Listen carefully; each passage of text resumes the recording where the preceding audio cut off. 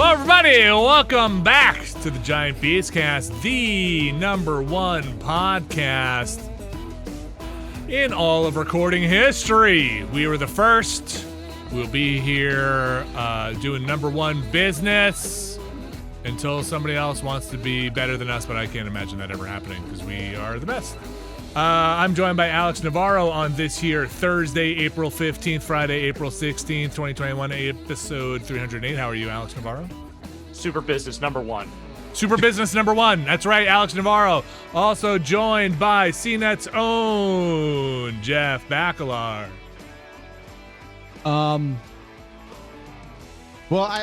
Also joined by CNET's own Jeff Bakalar. I'm not coming to you from CNET anymore. Okay. Also coming from Jeff Bakalar's home, CNET's own Jeff Bakalar. Everybody knows you're working from home. You don't have to clarify that. Yeah. It's just a little different now. I changed jobs. Yeah. I'm sorry. Yeah.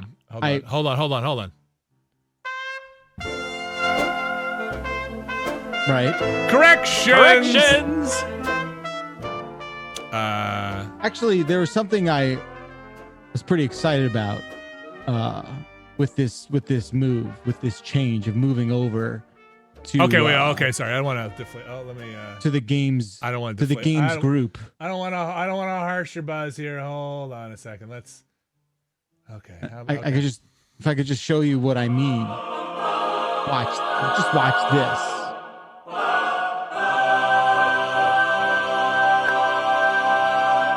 Galar. It stopped moving. Oh. The chair no longer rotates.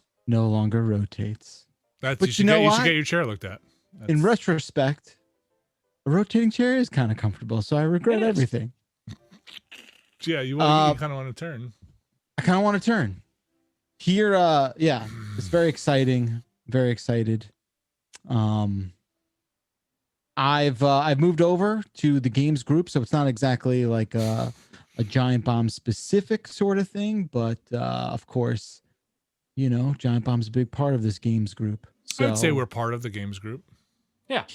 Here we are, and you're still playing some fun tunes. No, that wasn't me. I think that's just the fart. Is that just like literally an engine outside my window? I think. Is that just a sign? Is that just the noise you always hear when you're over here? Yeah, I'm very excited. Super exciting. What can I say? Maybe it's been a long time coming. Maybe it hasn't. But would you say it's been a long road getting from there to here? Yeah. If you want to join Giant Bomb, you have to say that. So why did they kick you out of Cena? Okay. Well, all right. If you really want to get down to business, my keys didn't work. I had no choice. I had no choice. I tried logging in one day and that didn't work there. So I had nowhere else to go. My key still worked over here. Yeah, that's right. I got real lucky. I opened the door. I hid in one of the boxes that you and Alex packed in the studio, and when they unpacked it, they're like, I guess this belongs to the games group. I was like, what are you doing? That's my house. Put a sticker on it. We found this Bakalar in their studio. Does this belong to you? Yeah, okay. Yeah. Put them with games. I used to tell people it's nice to feel wanted, but in this case, it's nice to have a place where you can put your stuff and sleep. So.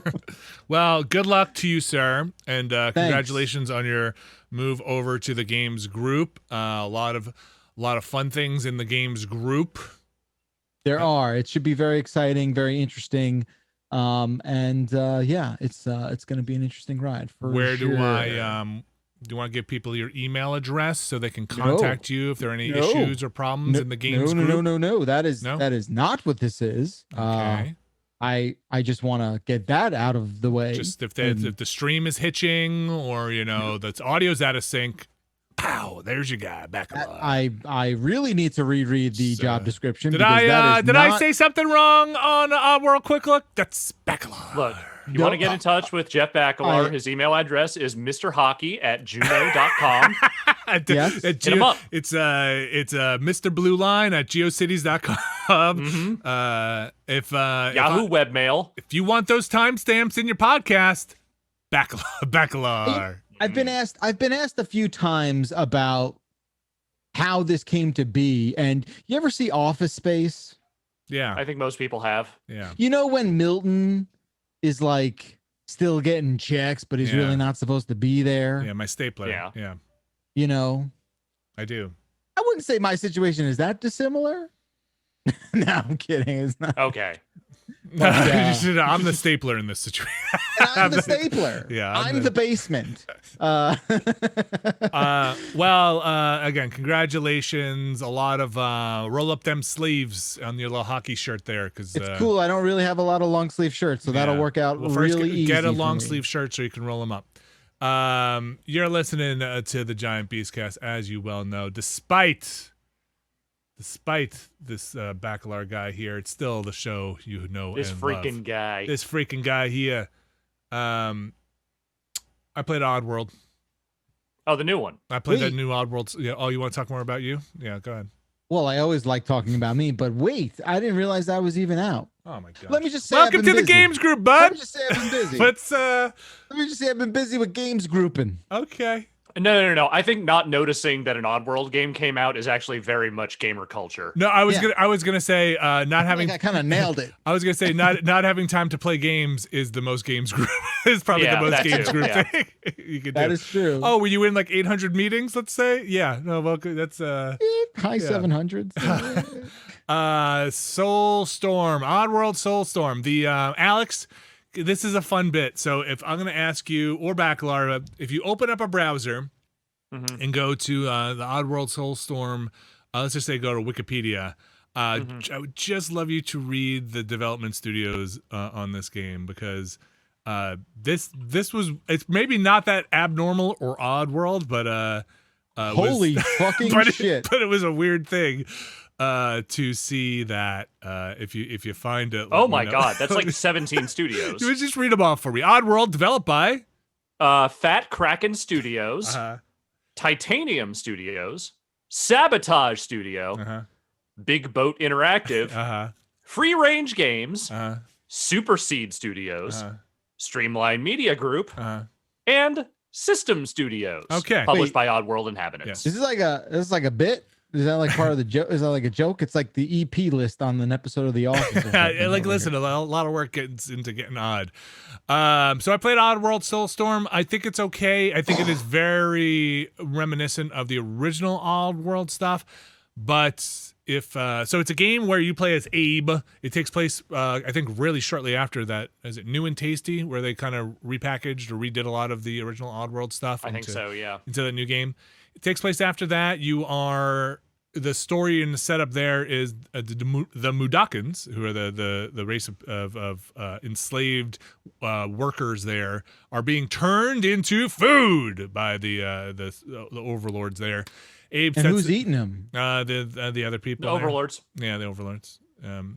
Profits are down, so they have to make a new product, and they decide to make them, a little. What we got here? What's our resource? Some Mudokons. Anyway, Oddworld, lighthearted fare. Anyway, Abe sets them all free from, and then he's got to go set them free some more, in here basically. It's clunky. It's not. It's clunky.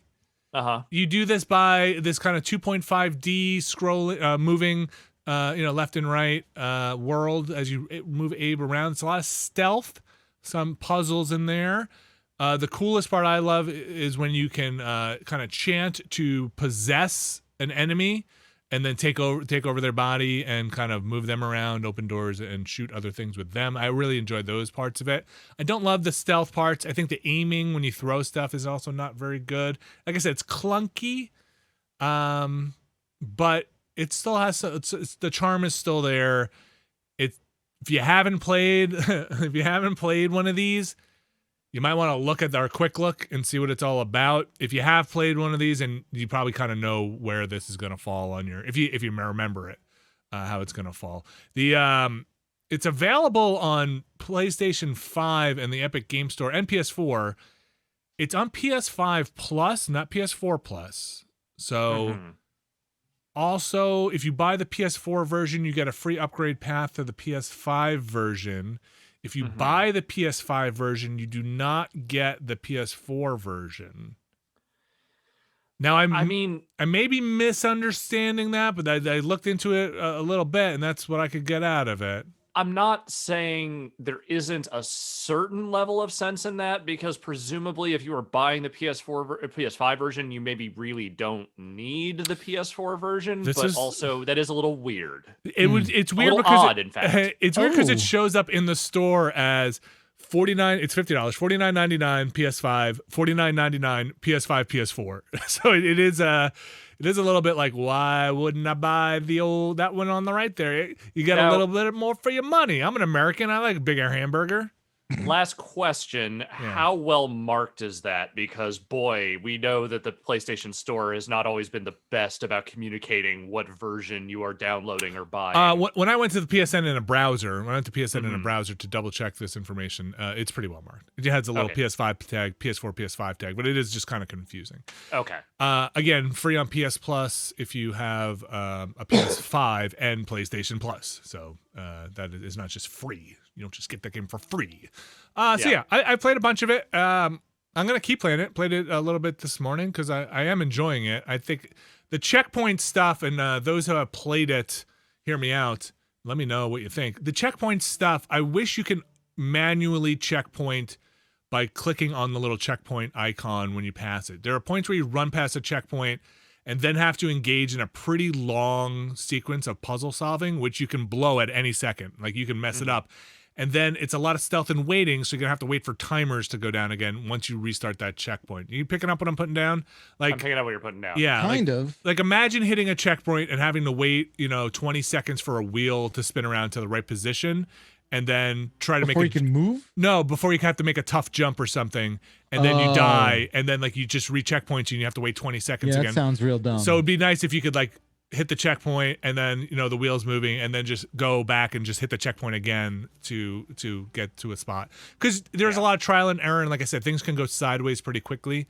I've also hit points where you're trying to save the Mudokons and they'll be in tow, and you don't want them to get shot or killed because you're trying to do this well, and you'll hit a checkpoint right as one's dying and you're like, I can't reload the previous checkpoint, and now I have to restart the whole level of film. Some stuff like that, kind of clunky. I've also heard reports of bugs in it that I have not necessarily encountered, but some game-stopping bugs, which can be tough. It can be a little punishing at points at that point, and it'll test your patience. So, I'm curious to see what other people think of it. It is of a type, those games. I did enjoy the first two. I think they got a lot of traction in Europe. They seem to like Paradroid. I kind of put like old Oddworld in kind of the same vein as like Medieval, those kinds of like well regarded but not necessarily extremely popular PlayStation games of old. And look, shout out to them for continuing to keep that thing alive. And then, like, Soulstorm itself, I think, has been in development for at least like 5 years or something. So it's been a while. It's wild that they're still making those, but Lorne Lanning is not done with Abe, it seems like. I think I might have just I was looking over and I think I clicked on a window. Sorry if I just deleted your comment from the chat. I was just trying to refocus the thing. That wasn't my intention. I don't know how to undo that. The mouse was over there. That's how close you are to deletion at any moment. Final deletion. You are out of focus window away. I was looking at my notes. I also finished that's Oddworld Soulstorm, the new Oddworld game. Again, $50 on Epic Store and on PS4 or PS5. Sorry about the comment. I maybe deleted it, the live thing. And I also finished Dishonored. Oh, good. Yeah, I really. Dishonored's not a super long game, is it? I thought it was going to be much longer. The kind of ending just kind of rolled up on me and was like, I think 2 is longer. Okay. Yes. By a decent chunk. Oil. I don't know. Whale oil. Mm-hmm. That's a game that gets better as it goes on. Okay. Especially as you get more and more powers, it gets to be a lot of fun. And I think once that game clicked in my head, I really did enjoy it. It's about the second or third time I tried getting into it, and I still don't like a lot of things about it. half the powers, if you're trying to do a run where you don't kill a lot of people, are useless. Like they're mostly death powers. Like, hey, kill these people, turn into ash when you kill them, or this swarm of rats will devour people. And I'm like, I'm trying to kill as few people as possible in this run. So, but that being said, I think you probably wouldn't get enough upgrade points to do. Maybe you can. Somebody else who is those Dishonored heads out there could let me know if there are enough runes to upgrade all those powers. I tried to collect mostly all of them, and I don't think I would have made it to upgrading all those powers. So maybe there's a focus. You gotta follow that heart thing. Yeah. Boom, boom, boom, boom. I do hate that every time you pop your vision, it's lies. Whatever it says lies. Or whatever. It's like, dude, I'm popping this thing like every time the cooldown goes. I don't need to. It's lies. It's so annoying. It's just creepy. Yeah, I liked it. The blink is so fun. Like getting that blink and upgrading it, and just blinking behind somebody. And once you got there's bone charm for choking people out very fast. You just blink behind somebody, choke them out, and then throw them not off a cliff because you're not trying to kill them. Throw them into a corner and then blink away. That's a fun game. I got to figure out which DLC I want to get into, or just go into 2. If there's the two DLCs for the first one that I was looking at, the Dodd. I don't know. Did you guys play Dishonored 2? I hear that's the one, and the DLC for that's the one. I've played both. I have not finished either, I don't think. Okay. The only thing that stood out to me that I remember specifically from 2 was like that impossible room, the portion. In 2. I don't know much. I don't know much about 2. I don't. 2 with like this like constantly shape shifting house or something. I was not. That's Control. Is what you're talking about. No, but yeah, that was definitely a memorable thing, I think, in 2 for me. How old's 2 now? 6 months. 2014? 2015? Fuck out of here. 7? Earlier? So 7 years? I gotta look it up. How old is 1? How old am I? What? How old is the first one? Because they did that like definitive edition. First one's 28. 28 okay, years. Dishonored 2 was 2016. Okay. So 5 years. Hey, that's actually way way younger than it was. I thought. Dishonored was 2012. If you're listening to this and you've played Dishonored 1, the kind of nice edition, it does run very nicely in the load time. The kind of nice edition. Is that what they're calling it? Yeah. By the way, the K&E. Put a pin in that because if I'm getting the kind of nice edition, I'm buying it. Yeah, like if that's offered, sign me up. So in the kind of $69 in the fairly fairly good edition on the Xbox. What are we on now? Series X. The Xbox Series X. There's a thing where if anybody's played it, because I did not find a lot of this online. There's like a thing where if you get hit or you possess a rat or something, the screen goes red or sometimes gray in a way that doesn't recover or takes ages to recover, like minutes to recover. But if you hit like the back button to pull up a menu, it'll go away. Or if you hit start to pull up a menu, it'll go away. You get this like hit jelly on your screen that's like, yeah, I get it. But then it just doesn't go away until you kind of pull up a menu like 7 times. And each time you pull up the menu, like goes away a little bit. And I looked it up and it just wasn't a lot there. And that makes sense for a game that's very old. I don't know if I'm the only one playing Dishonored who's like, wow, it's time for Dishonored to play. It's funny when games, you play very old games on very new hardware and like the loading screens haven't a chance to even sit there for a second. I think there's information on loading screens and you're like, I bet back in the day people would like read this. Yeah. But like it's just a blip, So this has the thing where it sits there until you push A, but it's almost instantaneous. Like it runs incredibly well, I'll say, on that Series X in a way that made it very nice. Do we still do that? We don't do that. We don't do that. Okay. Dude, if you gotta ask, my gosh. It's sometimes are we still doing that? Is there things that just like trickle down that are just like on the way out the garbage chute, right? And they're just like, whoa, go left. Well, I feel like, very nice. Well, because we're not doing it anymore doesn't mean you can't do it. It just means that everyone else isn't doing it. I feel like now it's like, you know, when like a meme comes back around and it's like a meme because it's a meme kind of thing. I feel like maybe that's where that exists. Sure. So good for you, Vinny. You've unlocked that seal. That's right. Yeah, get ready for Pestilence next. So yeah, Dishonored and Oddworld. That's what's been taking up my time. I really enjoyed Dishonored. You were all right. Not you, Jeff or Alex. Everybody who was like, I'm never right. Yeah. I need to actually go back and replay those and like play them the whole way through because I always liked what I played. It's just one of those series where like I played it for a while, I dug it, and then something else came along and I just never went back. Speaking of digging it, Alex, what you been digging? Nothing. Great. If I'm being completely honest. This week my brain has been fucking mush. What little I have played, I did play some more of that Cozy Grove game. I don't think I actually like it very much. Okay, fair enough. You know, I've given it a few in-game days, and I'm sure there's more that I need to unlock and see. But my initial problems with it are the busy work is not offset enough by the charm for me to want to do the busy work. Really. Okay, that's fair. Which is, you know, I mean, look, that's the Animal Crossing formula, right? They give you busy work, but the reason you do it is because you like the characters, you like the writing, you like building your space, you like doing all that stuff. If you say so. That's the premise. We'll go with that. As far as this goes, I have not really latched onto any of that stuff. I think the art style is cute, if a little distracting, and sometimes hard to tell what I'm supposed to be looking at and collecting.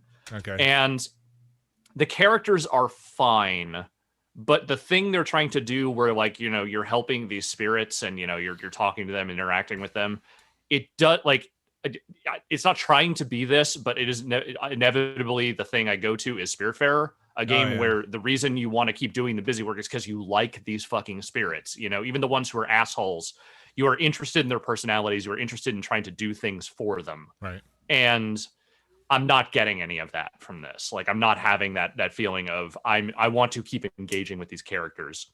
Cozy Grove. And yeah, Cozy Grove. And, you know, the ultimate test is I've put that game in front of my girlfriend who fucking still plays Animal Crossing every day. And she is playing it, but there is this constant feeling of begrudging that seems to come out every time I talk about it. She's like, I don't like this. I'm not into this. I don't dig this. So why are you still playing it? I don't know. And that's the answer. So I don't know. Like, I'll give it a little more time, but I kind of feel like that one might be a miss for me. Okay. You know what? Yeah, sorry, go ahead. I was saying, and I've been playing something else, but I can't talk about it yet because it's embargoed until next week. So I put the kids. I downloaded the It Takes Two, and put the kids in front of that. Very teachable moment there. Some learning going on about learning about divorce. Well, not that. Learning that it is okay to get divorced, and it is okay for people who don't like each other. You know, we have a lot of friends who are divorced. It is okay for people who don't get along to not feel guilty and to not stay in the house together and buy a magic book. But that stuff aside, I don't know how much of the story they're absorbing. It's probably for the best that they don't. Yeah, I've sat there and watched most of it, and we pause it and we talk and we go through it and, like, you know, I'm surprised you're doing that. Okay. Yeah, which part? Just playing it? Well, with them. Yeah, with them, I think. Yeah. But the thing is, like, it is a perfectly enjoyable co-op game if you just pretend none of the characters ever talk. Like, it's a completely well-designed game. It's challenging, but it's fun. You get through the levels and then you're like, okay, earmuffs and blinders. No.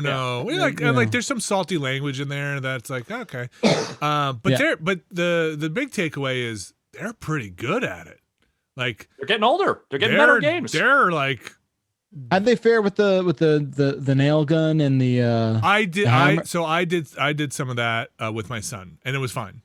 Yeah. My daughter gave me the controller and was like, "Can you do this?" And I was like, "Okay." But she's 6, he's 9, so he was able to. I did the shooting the nails, he did the jumping. But they did like the timing on the button presses thing. They've done most of the game themselves. Some of the boss fights, I take the controller. When my daughter gets frustrated, she gives me the controller. But I love that. I love when, like, it's like, you do this. I think yeah. I want to say like 7 or 8 was probably around the time I started feeling okay playing harder games. Like, I think at that point, I like at 6, I was probably if I was playing any video games, I was probably playing them at a friend's house, and it was usually like, what are the easy games? Let's just play Duck Hunt. I don't know, but like at a certain, I think that was around the age when I started being able to understand, like, oh, I know how to do these button prompts. I know how to deal with challenging design, like bullet hell games, what have you, things like this is the NES era, so it was a different thing, but nonetheless, I feel like that's where I kind of started figuring it out. Yeah, I mean, my son, they're way better than us. He's fucking NES. They're raised on it. That's the thing. 2 fucking buttons, man. Come on. He's good. My daughter's also my daughter and some of the platforming stuff. I'm like, kiddo, like you're getting there. You nailed it. She's like, yeah. Speed at which she does that like smile and like nod, like yeah, I'm pretty good. Yeah, I fucking rule. What? Yeah. I'm good. I mean, I kind of need to almost figure out how to wind back some of the cockiness going on in that family room these days. It's like, oh, I guess you figured out how to use left and right sticks at the same time and understand first person stuff. That's right. Mm-hmm. There's like a Roblox game where there's like Nerf guns and shit. And he's just like, moving. I'm just like, oh, fuck. He's going to be playing Half-Life 2 before you know it. I'm like, fuck, you're 6. Yeah. All right. Yeah. Time to get his own He's console. like, he's like, Dad. He's like, Dad, I'm pro. I was like, okay. Do I have to fight you now? Is that like so the only thing we have now really is like, is this a kind of there's 3 tiers of game: kids game, big kid game, grown up game. Yeah. Hey Dad, is this what is this? Is it? Well, you forgot porno game. But yeah, yes, and then okay. that goes under that's big kid game. And listen, you're old enough, you got it. You can go and play. Well, I don't know. If you're old enough to get those ads in your browser, you're old enough to play them. I'm ejecting from this conversation. Anyway, okay. There's you can. So I'd say big kid games are like, it's hard, but maybe like content wise, it is like kind of okay. Like my kids can watch a big kids game. That's fine, right? Like, hey, this is a big kids game. Give me an example. What are we talking about here? Okay, so like Dishonored, right? That seems like an adult game. So Dishonored, if I'm stealthing my way through, like there's limb dismemberment and all that stuff. That's borderline. Like, yeah, we're getting close. Why is that borderline? Because I think it is. It's like, cartoony. It's cartoony. It's blood and gore cartoony. The thematically though probably pushes it into adult game of just like, yeah, like, hey, this. If you're paying attention to that story, yes. Yeah. But it's not necessarily a game about you're not. You could be the how you play it. It's not a Call of Duty where you're just like, your goal is to go and just mow down everybody, right? Like you can get through that game and put them to sleep. And like when my son came down, I was like, "What are you playing?" It's like, "Can I watch?" And I was like, "Okay." Like, what are you doing here? Like, I'm trying to put everybody to sleep. I'm trying not to be a murderer. I'm trying to do that. And like, okay, put everybody to sleep, except for this guy. what are you trying to do to this guy? Oh, I'm gonna brand his forehead so he's kicked out of his religious cult and then can never serve again, and he's ostracized. Do you understand that? Cool. Do you understand do you know what ostracized means? You know what it means. Anyway, moving on. Yeah. So. These guys are going to get their tongues ripped out and they're going to go work in a mine. But you didn't kill whale them. oil. They got to learn about that eventually. It's lies. Anyway, that's the tiering system in that game. Like I'm trying to think of other examples. Pac-Man 99, adult game. Just obviously, clearly, thematically, bad news. Clearly, dangerous. Those ghosts died, man. That's dark. Who were they? Who were they? They're all the people I killed in Dishonored. It's tough, because now the kids, I have worked out a situation where I try to squeeze in some of my work game playing and my funsies game playing while they're in school, because they're a little more autonomous in that thing. But they have breaks like every 45 minutes or something. So they're running downstairs. What's this one? Why does that guy have an onion for a head? That's Abe. He's running around trying to free everybody. What do you do? What happens? Why did you blow that guy up? Maybe I'll just pause it. You want some cream cheese and some? Yeah. You want to eat cream cheese out of the tub? You want to just kind of? Do you want cake right now? Let's just go have that, and don't tell your mom about this. So anyway, Bakalar, what you been up to? Games wise, I'll be just as honest as I can be. I've been playing a whole bunch of nothing. I did go back to that retro arcade I spoke about last week because you went again. Yeah, we went again because I was supposed to have a birthday party for my son outdoors on Sunday. It rained all day, so we went back to the arcade. Very rainy. Went back to the arcade, and he had to do the Ninja Turtles and all that, but I didn't realize there was a Final Fight cabinet there. And Final Fight has awoken a new thing in that's a big kids. Kid game. That's a big kid that's probably a big kid game. Yeah, but I think a little kid could play that game and it would be fine. Totally. There's nothing bad aside from there's a lot of unnecessary cleavage, I feel like, in that. Yeah, game. It was the 90s. There's a lot of weird boobed stuff, but I think some of the representation in that game is, listen, not great. You might want to have a talk. But to a little kid, it just looks like a fucking circus. It's just I don't know. What is all this? To a little kid, then you have to be punch it. Punch that thing. Punch everything. Kick it. It's pile drive. Why is that guy got a cape with a Biohazard logo on it? I don't know. But kick it. Beat him up. Yeah. Kill him. How old does your child need to be before you teach them about Biohazard? The hardcore band. I'm talking about. Never too young to learn. Isn't that like Jerry Seinfeld's cousin?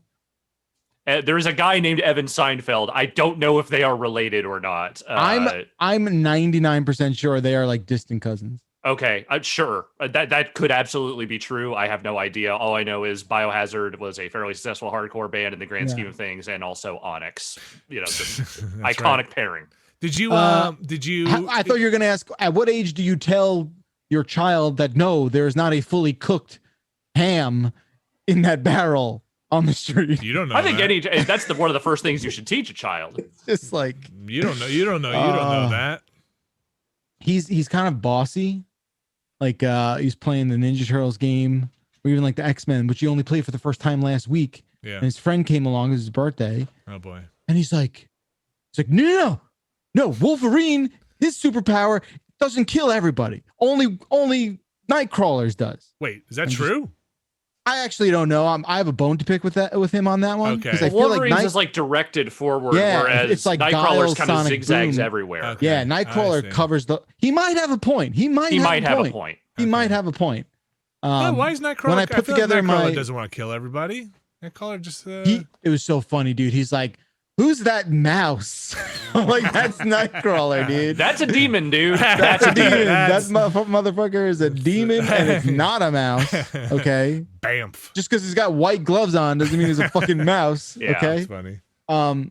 No, but it's just so fucking great. And they really got into this Star Wars Vector game that you sat in. It was like a TIE fighter, Star Wars something. But it was the real old school. Yeah, with the controller. Yeah. You're the power, Luke. I didn't play that. What? I only try and play pinball that I have not played before. And now I've kind of done everything that I need to play in that place now. Which is great. Have you not played the Star Wars arcade game original? I mean, I'm sure I don't think I have either. I've seen it, but I don't think I've ever actually played it. I'm sure I touched it. We choose the Death Star. You choose the difficulty, and it's a Death Star run at the end. You're at a level of specificity that I feel is not going to be reciprocated. Okay. Did you at least teach him that Mike Hagar is a proper mayor, getting out there and doing? He's maybe the only good politician in America. He's the mayor, and he just wears a single strap fucking wrestling getup. Gotta get out. Look, there. He presaged the Jesse the Body Ventura political run. Is what I'm saying. It's that pro wrestler. That whole thing is just a weird fucking snake eating its own tail bit there of life imitates art imitates life circle of.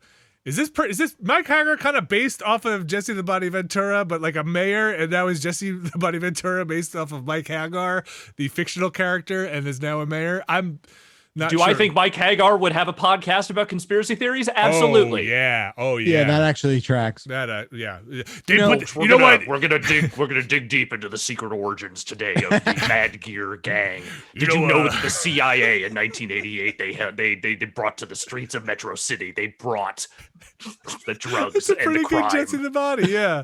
They're putting hams in your trash cans. They're out there putting hams in your. Do you think there are really 17 different Andors? Do you think that's a natural thing? The CIA in the COINTELPRO, they brought the Andors to the streets. Shit! That's good shit. You've been sitting on that for a little bit. You know what? It's something I've been working on because that's actually the first time I felt like I've done a successful Jesse the Body. So I'm very happy. Good. Perfect opportunity. Well done. Bravo.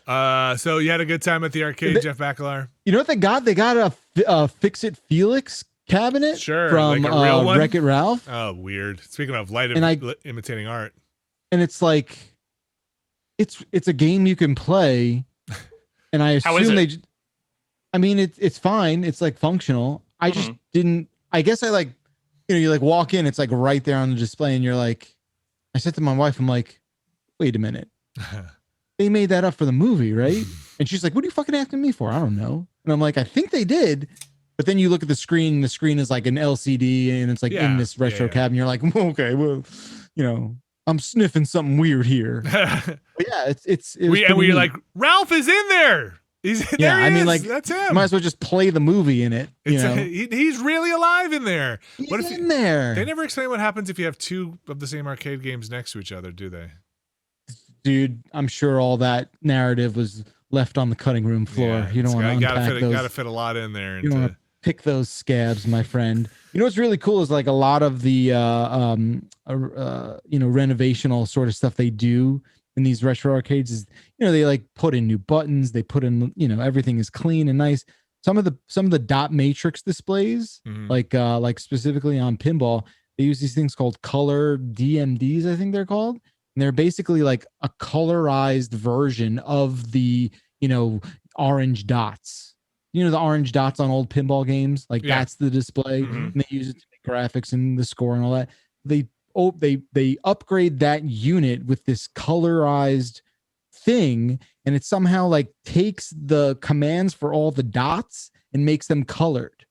How do they know? So, I don't know. I don't know if there might be another chip that has to, sit in line to finish the process. I'm sure I'll get corrected on that and how that works. But that's super neat. I love that. I think that's super cool. Way to ruin a vintage machine. You know what I'm saying? No, it's not a ruining. It's like it's an update. It's a beautiful update. My it's grandfather's pinball machine. Yeah. If you ever see one in person, it's kind of striking. Shit all over it. Vinny, I appreciate it. I'm only 5%. Shit on it. Is that an upgrade too? Hey, Vinny, shit on this. It's look at that. That's pretty good. Do me a favor. Take a shit on this. Wow. Make a booty. Worth more now. Yes. Where else you got? But so I did a keyboard stream with or without you. Oh, the U2 keyboard. The U2 keyboard? With or without you, dude. Come on. Never played the Star Wars game. You know what? I'm happy that went over my head. Okay. Oh, come on. That's a good U2 song. It is. It's one of them. Yeah. When did you do it? What day? I did it Saturday night. Not Sunday. Not Sunday. Bloody Sunday. No, you fucking asshole. This is not a Rebel song. Yes, go ahead. So I guess I carved out a bit of time for how long I thought it was going to take, and I went over it. Oh. I just want to ask you how long you think it took me to solder an entire keyboard. What's the what are we talking? Full half stack, full stack, quarter cookies and cream? 10 key. What are you doing? Yeah, what are you doing? It's downstairs still. It's based off that Apple an old Apple keyboard that had like two little sections. I guess all in all it was maybe like 86 keys. Soldered three pin. Two pins each key. And like a lot of me also having almost next to no idea of how to build it because I'd never opened this up before. It had a daughter board in it, which is like, you know what that is. Yeah, it's getting more complicated here. Yes, it's like a little daughter board. Did it have a ribbon cable to it? Who? Did it have a ribbon cable to the daughter board? Yeah, well, obviously, if the daughter board has to talk to the regular PCB. Well, it could have been in a slot on it, but it was just a ribbon cable next to it. No, I know. You're smart, Vinny. You're smart. No, thanks. I need to prove it to the audience once in a while by making you look dumb. So this is for me. Don't worry. This is for me. If you want to know what it looks like, it's called a Molly board by the Key Company. Okay. If you want to just look for yourself there. the heaviest keyboard I've ever, like 11 pounds. That's heavy. It is aluminum. That's heavier than a newborn. Aluminum in a way that I cannot just like heavy duty. This thing. Wait, no. Say that again. Heavy duty. Yeah, there you go. Heavy duty. There you go. Like, whoa, is like I let Stacy like grab it for a second and she almost like dropped. It is insanely heavy. That's good because I hate when my keyboard slides around. Yeah. People love that in the keyboard scene. But yeah. So how long? How long? So here's what I had to do. Yeah. Here's what I had to do. Okay. Unbox the keyboard. Okay. Figure it all out. Pretend I know what I'm doing. Okay. This is all live. Yeah. Pretend I'm a streamer guy. Okay. Where I'm like looking at the chat and doing the thing. Right? Like, how's the delay on your chat? Yeah. Almost no delay. Way better than this garbage. 5 hours. 5 hours is my guess. Almost to the dot. Yeah. Okay. Damn. So I would have said like 4. So there goes that game. Thanks for letting the air out of that. 5 hours till you plug it in and type on it. Yeah. So until it's fully complete. Yeah. So caps are on. Whole thing. 5 hours to click clack. Yeah. Exactly. So unpacked it. Really inspecting the whole thing, understanding where the daughter board goes, the screws for that, then unpacking the plate because the plate came attached. I didn't lube any of the switches, but I did lube the stabilizers, which is like the big thing you want to do to get your board sounding good. Space bar, a left shift, tab, backspace, enter, and then on the numpad side, I think I just had the enter. Okay. Be a double tab key. key doesn't get one. No, tab key is only 1.5 units. Yeah. Okay.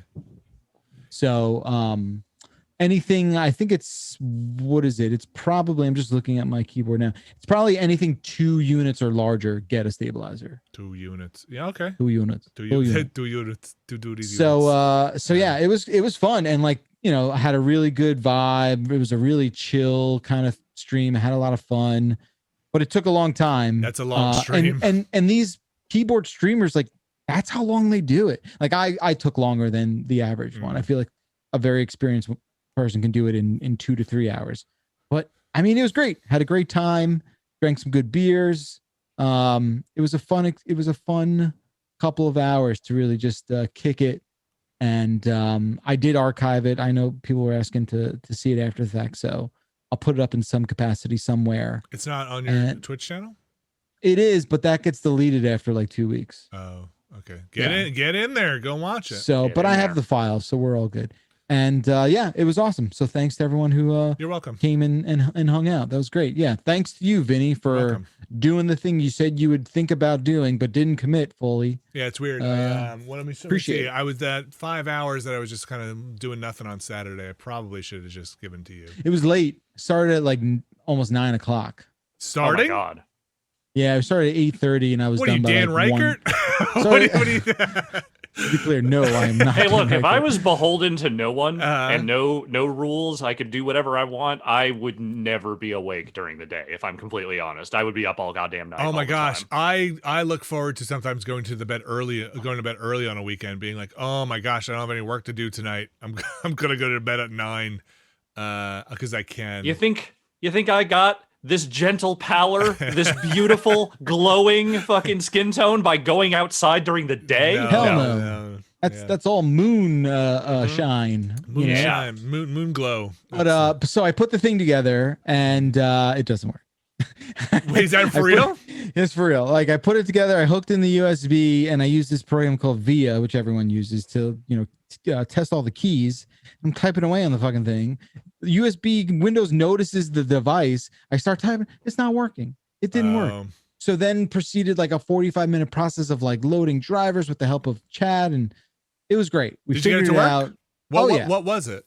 So and this is still the thing. As long as I've been involved in this hobby, I still don't have my head fully wrapped around all this. But there are these processors on board that control, that basically is like the brain of the board, and you need to sometimes flash that. Sure. Depending on the type. So there's like Atmega, there's Atmel, there's like all these different sort of processors that need instructions. And if they're not synced up, sometimes Windows will just be like, no. So did you actually have to flash them? Yeah, you normally have to flash a keyboard. Wow, in my experience, really? all the ones I build, I flash them. Bakalar? Yeah. You normally don't have to flash a keyboard in your world. Yes, in my world, it's commonplace. Usually, nightmare zone that you occupy. Alex and I mostly plug the keyboard in and start typing, and that's it.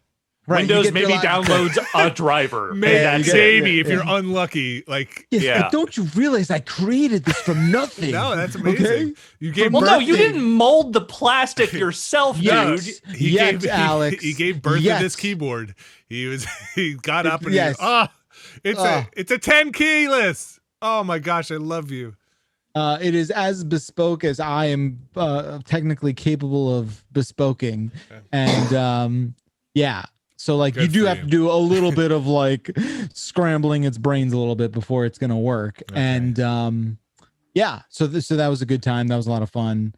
And we got it going. We got it working. I'm using it downstairs. It's a beaut. Is it expensive? It is $550. All right, bye, Jeff Bakalar. I'll see you later. Well, actually, I'll see y'all later. And that's without the keys, the caps. Wait, you're saying $550? Wait, $550? What are you paying for? For a keyboard with no keys? Yeah. That's like buying a car with no engine, no tires. I guess you buy a chassis and you're like, this is a really good chassis. Well, you got to start somewhere. You can't, okay? All right. Yeah. Listen, I get it. This is on the higher end. Let me be clear. This is on the higher end. Okay. The one that I was going to build. Really expensive stuff that is dumb. Okay. I can't judge you. The guy who's got $40,000 worth of Transformers behind him. I can't relate to this. No, I cannot can't relate to this. But the thing you use every day and type on every single day and use it a lot. Yeah, I couldn't type on anything else. You're right. But that's not my point. It's not my point. You keep building these things. You keep making more of them. How many keyboards do you need? 11. You're gonna have one for each letter at some point. It'd just be like, this is my Q board, my W board, my E board, R board, just laid out. I'm giving them to people. Okay, good. I've sold a couple that I've made myself. So yes, it is. I see. It's your art now. This is your art. Did you get insurance on it? And it is dangerous. What? Did I get insurance? Yeah. Are you you just got to go to those specialty insurance places and be like, what kind of collection do you have? Keyboards? We're exploring. That's right. We got keyboards. They're real nice keyboards. So yeah, I mean, this is it's a very, very expensive piece of machinery, but it is beautiful. And I don't have to explain my hobbies to you. No, definitely not to me. As I glance over and be like, no, you don't. But I've been in your fucking basement. Yeah, it's hard to get back out. It's got secrets. Oh yeah, those secrets sometimes bubble up. They're not really secrets. They bubble up out of a pipe and then spill all over the floor. So the thing that is wild to me is after you build it, do you it's so expensive? You use it, or do you just look at it? Use it? I mean, so to be perfectly clear, you guys, and I was clear on the stream. This was given to me. I didn't buy this myself too. I'm just saying that's worse. That's probably worse. Yeah, no, but for me personally, I think if I was looking for a very permanent solution, I would consider spending that kind of money on a keyboard. What happens if the alphabet changes? That's a very good joke. Yeah, finally, we're gonna move over to the metric alphabet. So that's like a little partnership put together with them. But yeah, I get it. It is a lot of money, and explaining it to somebody like that is a hard sell. I think a lot of people start to realize once they begin to use one, just how much you use it, and you realize how much you use it. It becomes kind of a game changer for a lot of people. Okay. That's what I've done during my time in the pandemic is I've convinced people or I've shown people that you can get a brand new keyboard and change your whole work from home life in a very positive way. So, I don't know if that's better than spending your pandemic finally putting together a working Jesse the Body Ventura impression, but it's fine. We all spend our time different ways. We're coming out of this with two very valuable things. That's right. Yeah. That's right. And Alex, I want to build you a keyboard, buddy. Oh, okay. Will you take it? Will you have one? I wouldn't say no. I have this I have a totally decent HyperX keyboard, but like if you made something for me, I have no attachment to this thing. Very good. We will talk. All right. I'd have to see you in person to receive it, which is put it in the mail works. Hey, you know what? I just realized today I'm fully juiced. Nice. Good for you. Congratulations. Been 2 weeks since the shot. I'm all good now. Nice. Well, I mean, as good as it can be, I guess. Yeah. I get my second stabby tomorrow. Nice. And then you got 2 or 3 weeks after that? It's 2 weeks after that. Two. Okay. And the Pfizer CEO today said, expect in 12 months you're probably going to need a booster. Yeah. I mean, 12 months, sure. Yeah, just like I get a fucking flu shot every year. That's fine too. I mean, be like, talk to me in a month. We'll check in and see if what's on fire. We'll see if it's even worth going outside again, right? Yeah. 12 months. Who's this guy? Yeah. 12, what are you so optimistic about? I guess being a billionaire makes you like a little one to live for, huh? Our Pfizer CEO. All right. Is a Pfizer CEO just a talking pill? What is the Pfizer CEO? Is it just like a gel cap with a prescription bottle? Yeah.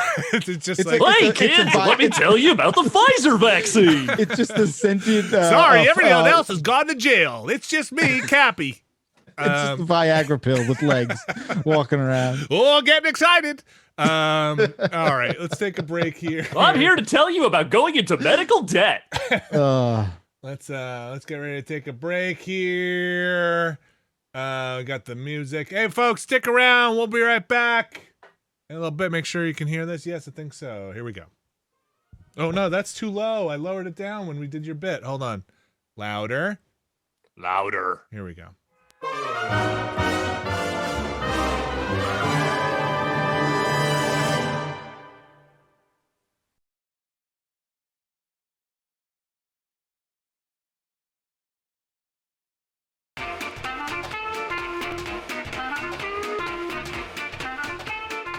This week's show is brought to you by Omax CryoFreeze. Jeff Bakalar, Alex Navarro. Hey. Yes. This is what you got, that CBD in a roll-on type of applicator here that you roll that weed juice right onto your aches and pains. All right, now first off, I have to correct you. Weed juice is not the preferred nomenclature.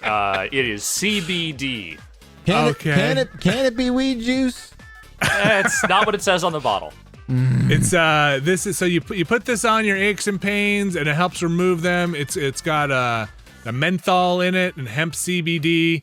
Alex, you tried this out. What'd you think? I have. I am a person who has chronic pains in my neck and my shoulder.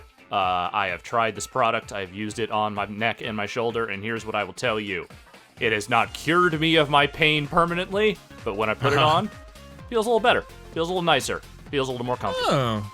Hey, you know who else likes this thing? Apparently Steph Curry and LeBron James. It says here, use this therapy on a regular basis. Now, I don't know what that wording specifically implies, but I'll tell you what I think it implies. Okay. I think it implies that we are now the Steph Curry and LeBron James of podcasting, considering we are doing this ad. Yeah, I agree. I mean, how could you not draw that conclusion? That's my conclusion from that. I don't know if there's any other conclusion that was supposed to be taken from that. It says here, Omax is offering listeners of the Beastcast 20% off a 1-month supply of Omax CryoFreeze. Now, I assume this special deal is only for the Beastcast, and you will not hear this anywhere else. So only listeners of this show will get this 20% off a 1-month supply of Omax CryoFreeze. Discount also applies towards any product site-wide. Just go to omaxhealth.com. That's omaxhealth.com and enter code BEAST to get 20% off Omax CryoFreeze and anything else site-wide. They have CryoFreeze. Made sure that we're pronouncing it correctly. CryoFreeze. Oh, there's more here. CryoFreeze. There's more here. Ready? You have pain that won't go away? Then you qualify for Omax CryoFreeze. Simply roll it over where it hurts, I like that, and ice out the pain. No messy creams or horrible fragrances like some of those other products. CryoFreeze works within 5 minutes of application, improving physical training, recovery, and performance. This is I'm reading this. I'm not a doctor, okay? So I'm just reading. I'm not even a chiropractor. I couldn't tell you for certain. Go to omaxhealth.com and enter code BEAST to get 20% off CryoFreeze and site-wide I assume that means site-wide products. That's OMAXHealth.com and enter code BEAST to get 20% off and anything else site-wise. Please do not call it weed juice. Oh, crap. Well, edit that out. Oh, why'd they put that at the bottom? Thanks, Jeff, Alex, and Omax Cryo Freeze.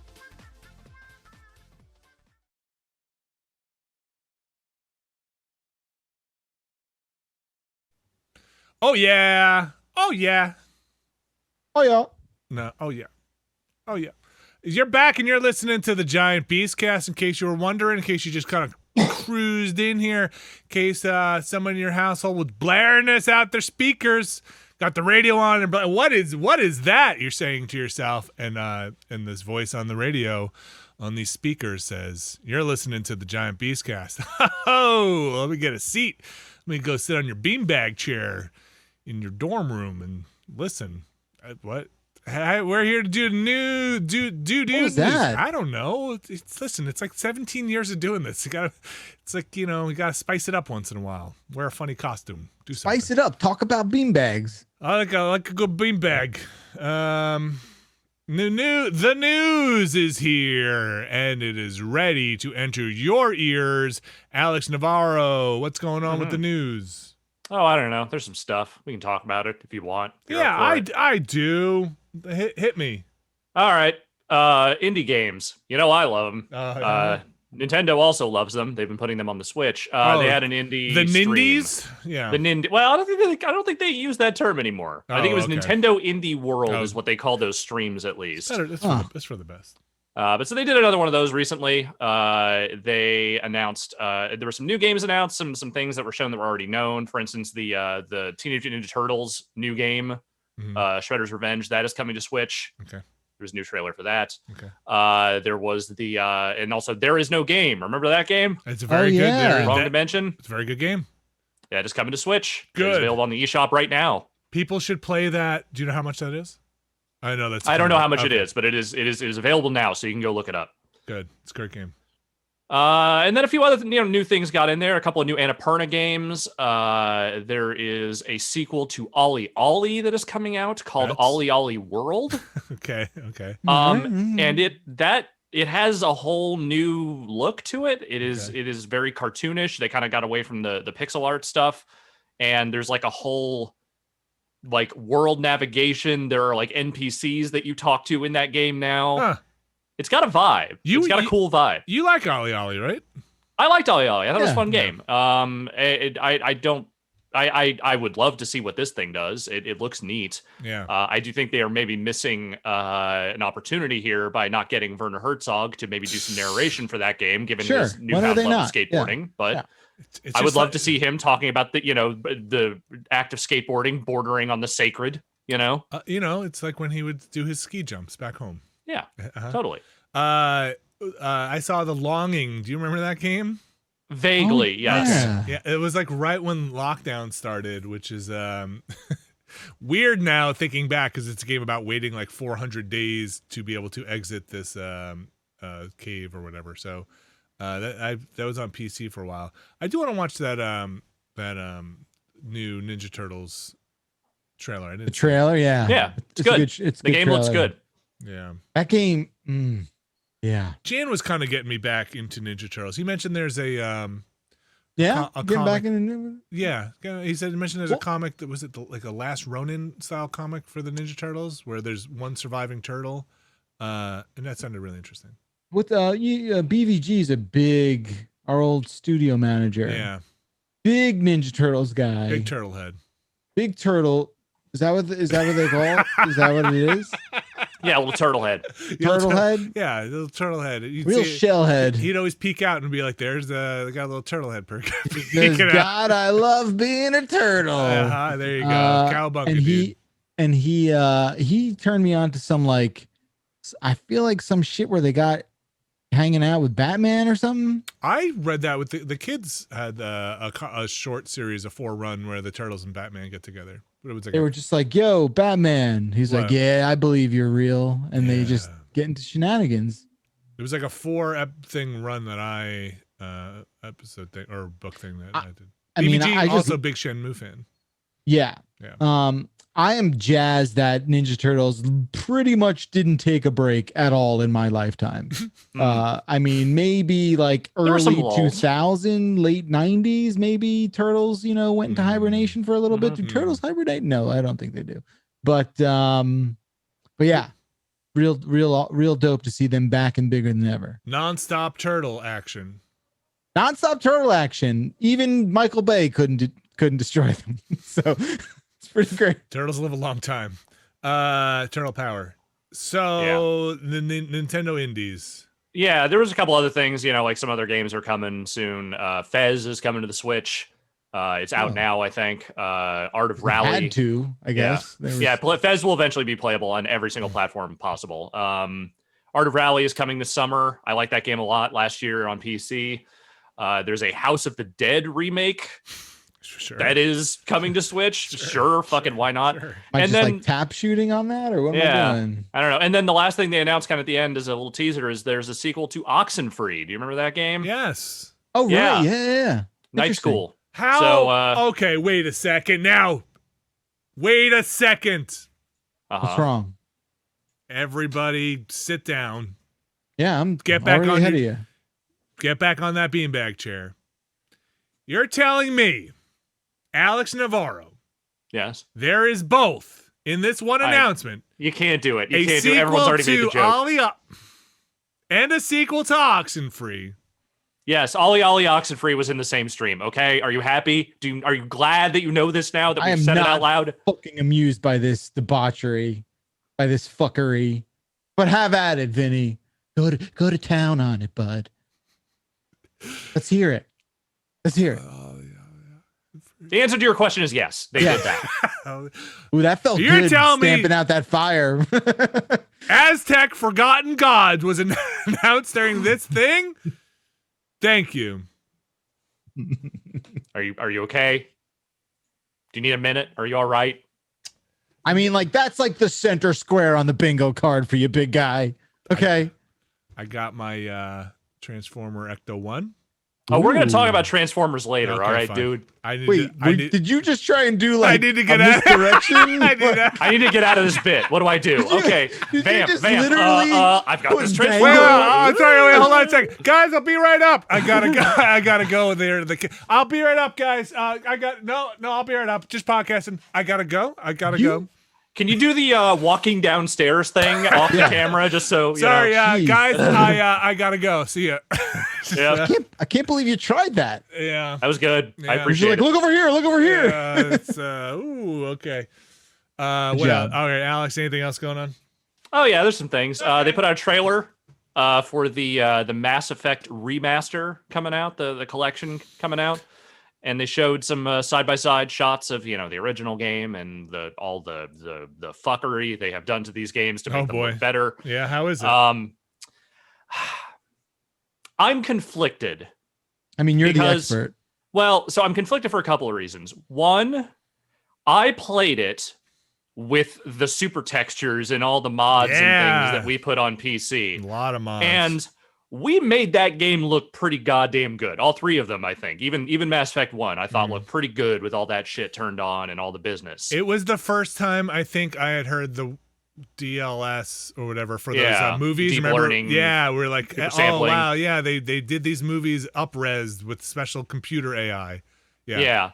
So I'm looking at the side-by-side stuff in here, and admittedly, yes, the textures, especially like the skin stuff for the different aliens and whatnot, like in the outfits, there is noticeable improvement there, certainly. The other side of that is that some of the scenes they chose to show and some of the bits that they showed, the lighting is completely different in a way that I don't think is just a matter of we are using a different engine. We had to change some things. Like there is some intention, I think, that is maybe a little bit lost there. Like there's a couple of shots in there that look that are supposed to be kind of foreboding. And look, I might be ascribing too much meaning to this. It could have just literally be that their lighting engine was not that great back then, but it's losing something for me, and I don't really know. Is it every shot with Thane? Are you just like, you're messing up, Thane? No, it's not that. Like, there's a shot where you're like, it showed the tank, the Mako, like driving along, and it's like it's supposed to be kind of a darker scene, but then like they just brightened it all the fuck up, and it just doesn't. I don't know. Like, I've seen this a lot with the stuff that in recent HD remakes where there are scenes that, again, maybe they were this way because of limitations of the hardware and what could be done back in the day. But to me, at least, feel like they are losing some mood when they shift this up. Even like the Judgment HD update that is coming out for PS5, like the shots they've shown with that's a game that came out like 2-3 years ago. And some of the shots look like they have changed the lighting in a way that totally makes it look different, not in a better way. And I don't really know what's going on there. I don't know if it's just the tech they're using, if it's like a mandate of this has to look X amount of better for it to be justifiable. I don't know. Maybe it's something also that just to play a little bit of fast and loose with the trailer stuff can be tough. And when you're playing through it, it'll make more sense. And like you're in the scene, you've seen the lighting change, you've seen everything around it. And when they do those side-by-side things, you're like, oh, that's drastically different. But when you're playing the game, makes more sense. But I hear you. If you feel like they have changed some of the artistic intent maybe of the original one. Yeah. That was like, for instance, they made a limitation. They added some definition to my wife's boobs that I did not ask for. Thank you very much. They were just fine. Fixing the important stuff. Yeah. Listen, you got to spend that time somewhere. When do we have when we got the thing coming out? Was that coming out? When we got the thing? May 14th. Is that right? Yeah, that's soon. That thing's out soon. That is very I'm maybe not ready to start those games over right now. No. I do want to see what it looks like. I do want to see it in motion. Too soon. Well, I want to see what they did to Mass Effect 1. I want to see if like what changes they actually made to that thing, because they've talked some game about how they tried to rework it a little bit to make it more in line with the other two, and I'm curious what that actually means. And its Pinnacle Station is still lost to time, right? Like that's the one thing they could not bring back. That's what you have on them now, Alex. You guys don't. You guys never been to Pinnacle Station, huh? Oh, that you played Mass Effect. You don't know the real Mass Effect. You'll never know the real story. You'll never know what happened there. What stays on Pinnacle Station happened on Pinnacle Station. That's how it goes. What's up next? Let's see. There was a PS5 update. I downloaded that right before I did the old quick look for Soulstorm and wanted me to update my controller, which is still maybe a little weird, but those things happen. Yeah, I didn't want me to do that too. Controllers have feelings too. Yeah, and firmware. And PCBs. Possibly daughter boards. Maybe. Yeah. So the main thing for this update is that you can now store PS5 games on external storage. You cannot play them off of the external storage, but if you just want to shove one of those games off, let's say you downloaded Cyberpunk, just as an example, and let's say that you booted it up a couple of times and were like, maybe I should wait before I try and play this again, and it's been sitting there on your hard drive like a big lump in your stomach that you just can't seem to get rid of. You can't seem to quite shit out.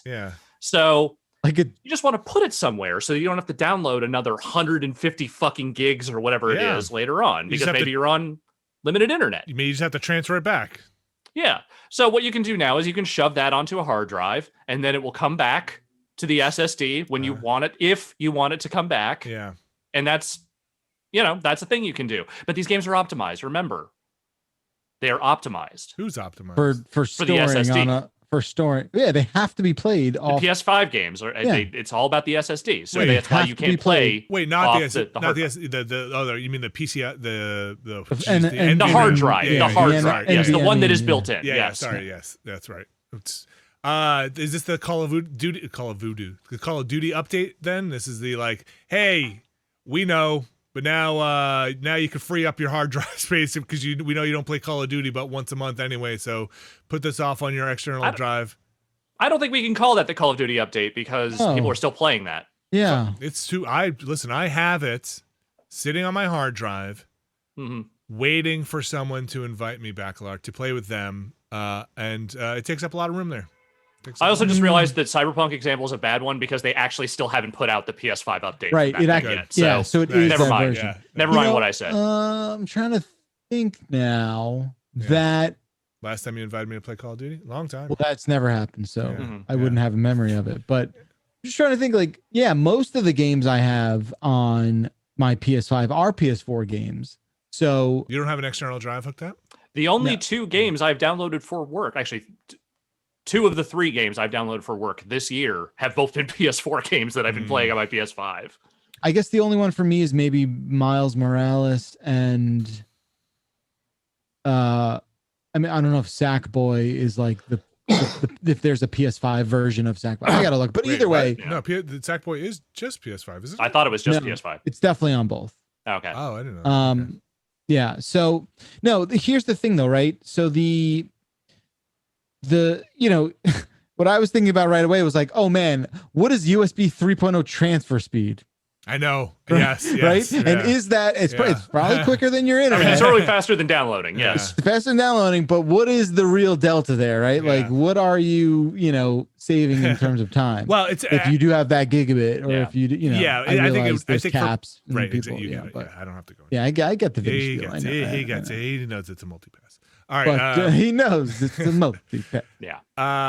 That's anything else on that update? That's the big one.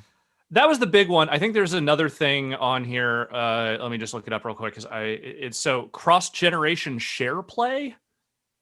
Yeah, that is I believe there was some funkiness if you were trying to share play a PS4 game on PS5 with like someone else on a different generation console. I just think all those moving, the matrix of like what the people could have all talk to each other now. So I don't think there's any like mid-air collisions with that stuff anymore. That's good. I got that thing down. It doesn't see anything in here about my PS5 just kind of not coming back from sleep. Sometimes. Yeah. Just oh really? Just when it's close, I gotta say, and then I hit the button and it doesn't go to sleep. It doesn't wake up. I am not playing that console at all lately. Really? Yeah, it is just. Will you use Series X? PC? Nope. Well, I guess other thing. Yeah, I mean mostly PC. Okay. But kind of nothing. Oh. I mean, there's stuff I want to play. I want to get into Disco Elysium. There. No, look. But no, I want to 5 hours on a keyboard, huh? Priorities, right? Yeah. No, I want to I do want to do Disco Elysium. Yeah, but that will be a PC thing. Okay. I've been on PS5 quite a bit. Obviously lately with the Soulstorm, but on that Xbox Series X with that Dishonored, and then on the PC with that Desperados 3, but I haven't had much time to get back there. So I've been bouncing around. I got them, and then on the Switch with the Smash Brothers with the kids. Cool. Everything gets a little fun, little love. Alex, what else you got? This is not about video games, but I'm gonna put it out here anyway because I mean we did watch 7 of these movies for the site. Fast 9 new trailer. Did y'all watch it? I did not. No, I like to go into I like to go into that movie clean. I want it pure. Yeah. I would never watch it. No, I'm gonna watch it right. Here's a live Vinny Reacts. Here we go. No audio. Live. Yeah, this is helpful. I just want to hear what you have to say about it. Okay, here comes a car. This is 3 minutes. No way, a car? They're barbecuing in the backyard with Dominic. I'm gonna play by play with Dominic. Okay, look at who's in there. Who's at that barbecue? They went too fast. There's Tay Diggs. Dude, the Tokyo Drift people are at the barbecue. Oh yeah, the Tokyo. This guy. Bow Wow's there. He just made a heart. Everybody's so happy. And there's Universal Pictures logo just came up. Now they're going on a big old plane for some reason. And Vin Diesel's that John Cena? Vin Diesel's like, hey, we're getting the family back together. And then he's like, oh my gosh, I love money. And then they're racing in a car and he jumps off a cliff. He's like, it's Final Fantasy time. Why did you say that? Because it's like Fast and Furious and they're both F. Oh, and they pointed a gun at him. There's John Cena with the gun. It's like, I'm John Wick, motherfucker. John Cena is Vin Diesel's younger brother in this movie. Little bro. Secret younger brother. And is John Cena the bad guy? Yes. Well, one of the bad guys, yes. And then here we go. And then everybody's running around in their in the Killzone suits. And now he's in a tank. Now he's a Riddick. Now there's an alien scene where she's banging on the wall. Now he falls in a tank of water. I don't think you're watching the trailer. I am. Some of this CG looks. And now he just kicked his head into a CRT. Oh, and then the Matrix out of a window kick. That was very Trinity. And now Did you get to the part with the magnets yet? No magnets yet. We're in maybe some. That's coming. Now we're sitting on This is so beer. stupid. Yes, it is. This is a new level of stupid what I'm looking at. They're driving, they're talking, there's a truck. I assume the entire YouTube React genre is exactly like this. This June, it said. Now there's a sword, and there's a motorcycle. Oh, somebody just ran into a tree like in Jedi. Now John Cena's on a rope and just got pushed through a window. Now there's a very short John Cena. Now what? Vin Diesel just broke a brick wall with his head. He's shifted. He's done that before. And now cop cars are crashing, and then he just went back in time. The flux capacitor just kicked in. He's on a walkie-talkie. He just put it to 1984. Oh, that's the magnet. Okay, push the cars away. So okay. This is supremely dumb. Okay, now this is the cars are all. They're doing a lot with the magnets. Why even see the movie here? That's what I'm saying. Is that the bit?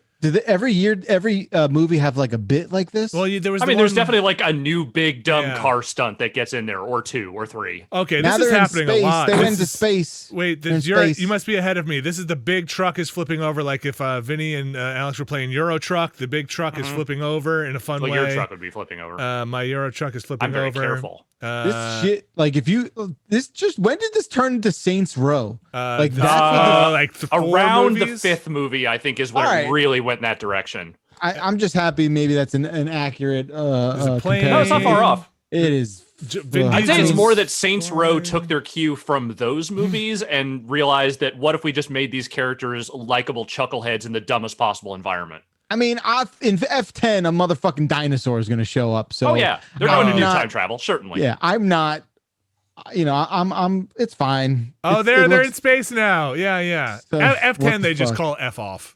That's it. No, F10, the first scene is like a race on the ISS. Here are the 2 key takeaways here. 1, Justin Lin is back. Justin Lin is directing this one, and I think the next 2, and I think that's kind of as far ahead as they have planned with these movies. So we'll see where they go after that.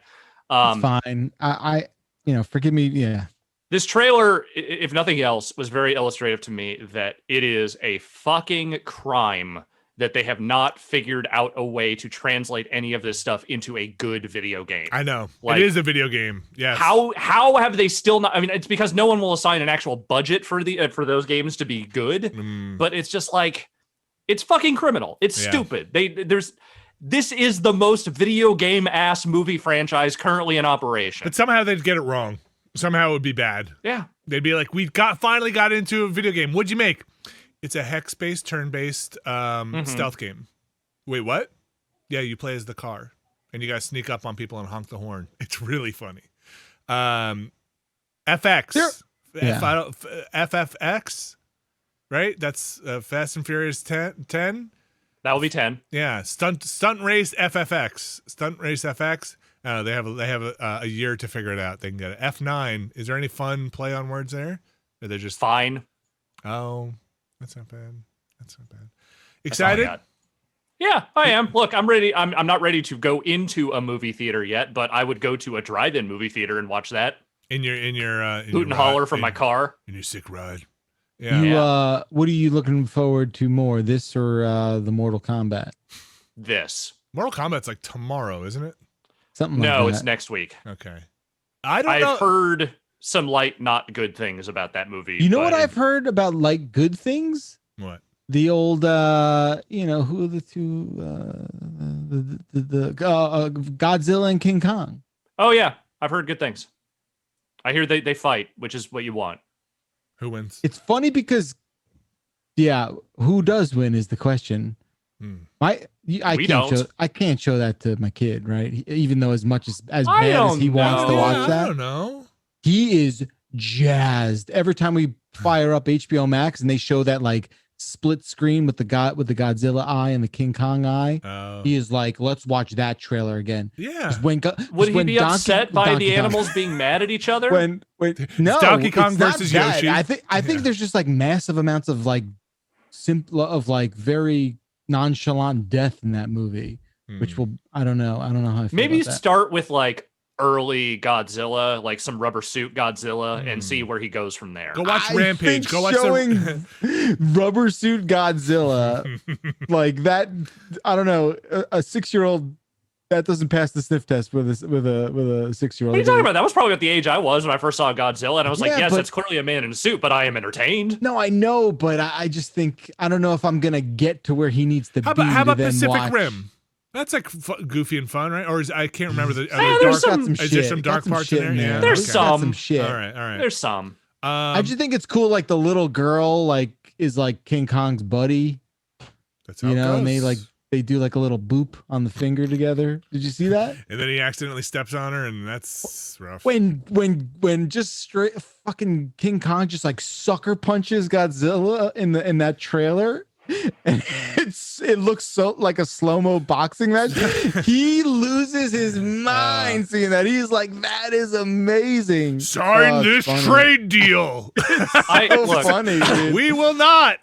It is so funny. I was looking forward to that movie, and I will still watch it at some point. But at some point, someone told me that like Hollow Earth theory heavily plays into that film's plot, and I'm just like, fuck it. I just threw my hands up. I was like, okay, I'll get around to it. Fuck, I don't know. Okay, okay.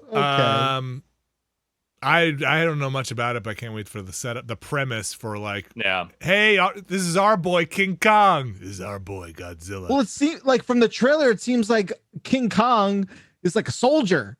Oh, they finally. He's almost like an American treasure. Oh, yeah, boy. He's just like, bring me Kong. Here's my thing.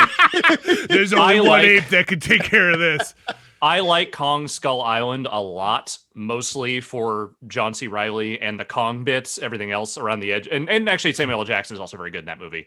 I did not like the last couple of Godzilla movies at all. Yeah, you were saying. So I'm there to watch him fight. That'll be fun. But I have never liked what Western movie studios have done with Godzilla. So I'm not holding out a lot of hope for thinking this is an actually good movie. All right. Well, listen, Godzilla can breathe electricity and fire. I don't know how King Kong stands up against Godzilla. Go watch Shin Godzilla. That movie kicks fucking ass. Godzilla can also swim. Godzilla is basically a reptile. Like a fish. He's like a fish. Yeah, but it can breathe underwater. I don't know how King Kong wins this fight, but listen, I think Godzilla whoever wins, we lose. I just have so many questions about their backstories. It's so funny. Where are you going? How did you get here? Yeah, are you the last one? Are you an endangered species? Did you mate? I think there's a whole thing in there in this movie about how there can only be one great titan of the earth. There's some sort of weird dumb mythology in there about that, and how when there's two titans, it's bad. There's just grape ape sitting there being like, yeah, when's it my turn? Grape ape.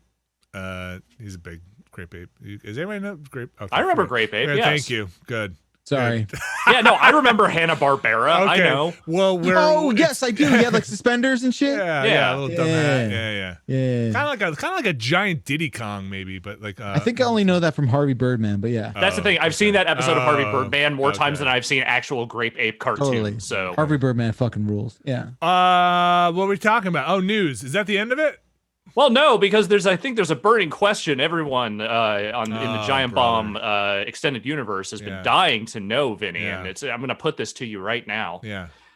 There is a $700 self-transforming, self-walking Optimus Prime that is coming out. Yes. Will Vinny Caravella take the plunge? Fuck that. I'm not answering this question until somebody sends me a $700 Transformer, and then I put my Instagram take up, and I'm like, hey, look at this. You guys see this Transformer yet?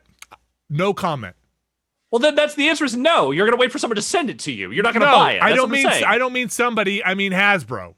Okay. You are the Transformer influencer. All these people out there getting these videos, and they're like, man, Hasbro's sending all these people this fucking Optimus Prime that transforms.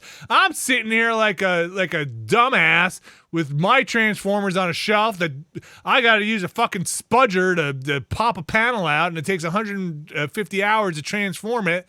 And these jackasses are sitting there and don't know a thing about Transformers, yelling "Transform Optimus Prime," and it does it on their shelf. I ain't no idiot. Oh my God, if someone just clipped all that fucking babble bullshit that came out of your mouth just now, that would be amazing. Number two, put that in the trailer for for you're like, all I heard for 11 seconds was like, you just said, I don't know, you sound like some sort of like, over there. like ridiculous auctioneer or something like that. Yes. What's your point? So we this company CNET that I used to work for put up a video where I saw that. I watched it. Bridget did it. Yeah, what'd you think? I think she did a great job. Yeah. Yes. It looks like I remember back when I used to work there, she was saying it was like the best toy in the history of toys. She was like, this is an achievement. This has been around for a little bit. I've seen this. So just you should tell me she's a liar.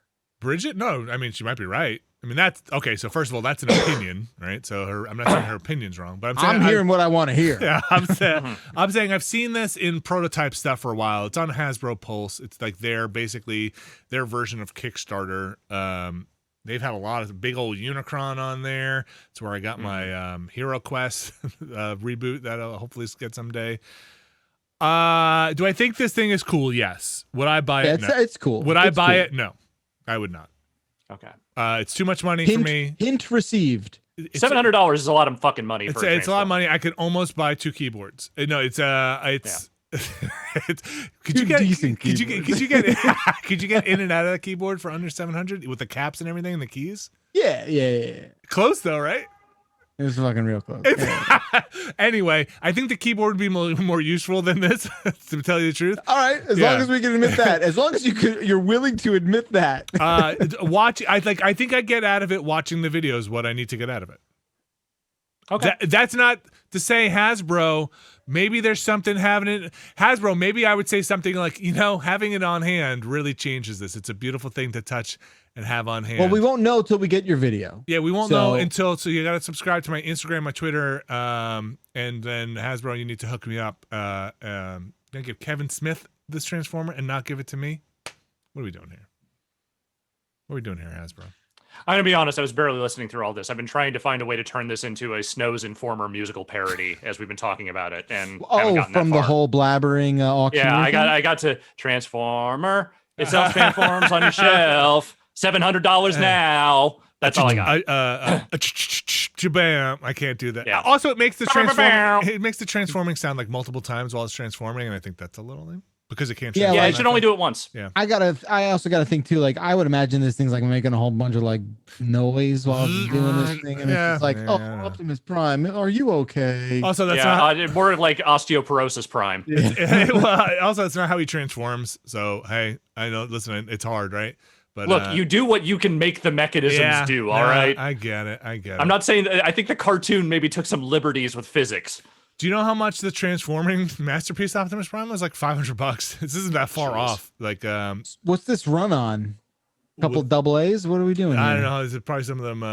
There's actually a nuclear cell at the center of it. A couple of D batteries.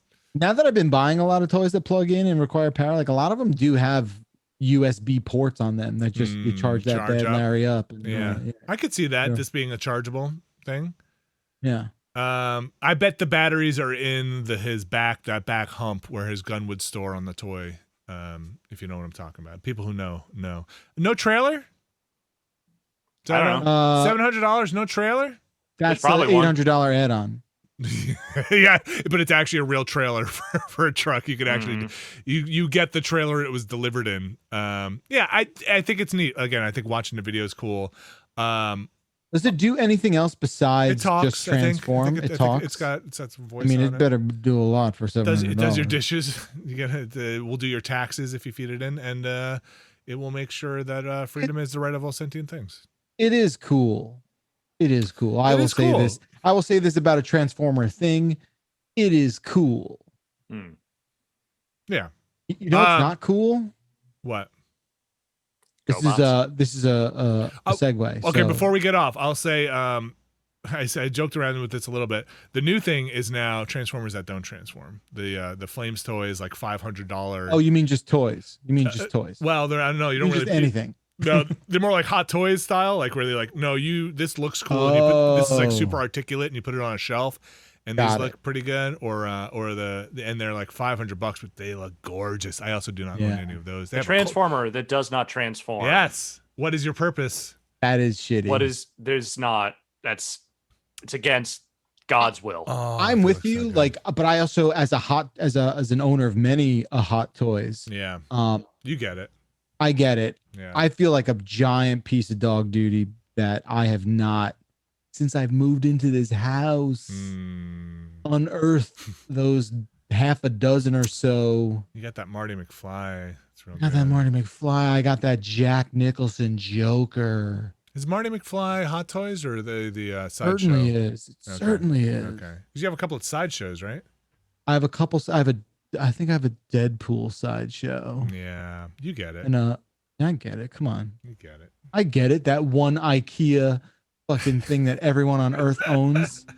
The Slorpin fucking display case. Yeah. Whatever it's called. I got like 11 of those. The Detolf. With the Detolf. That's probably what it really is. The Detolf. I don't know if Detolf has doors on it. I don't know.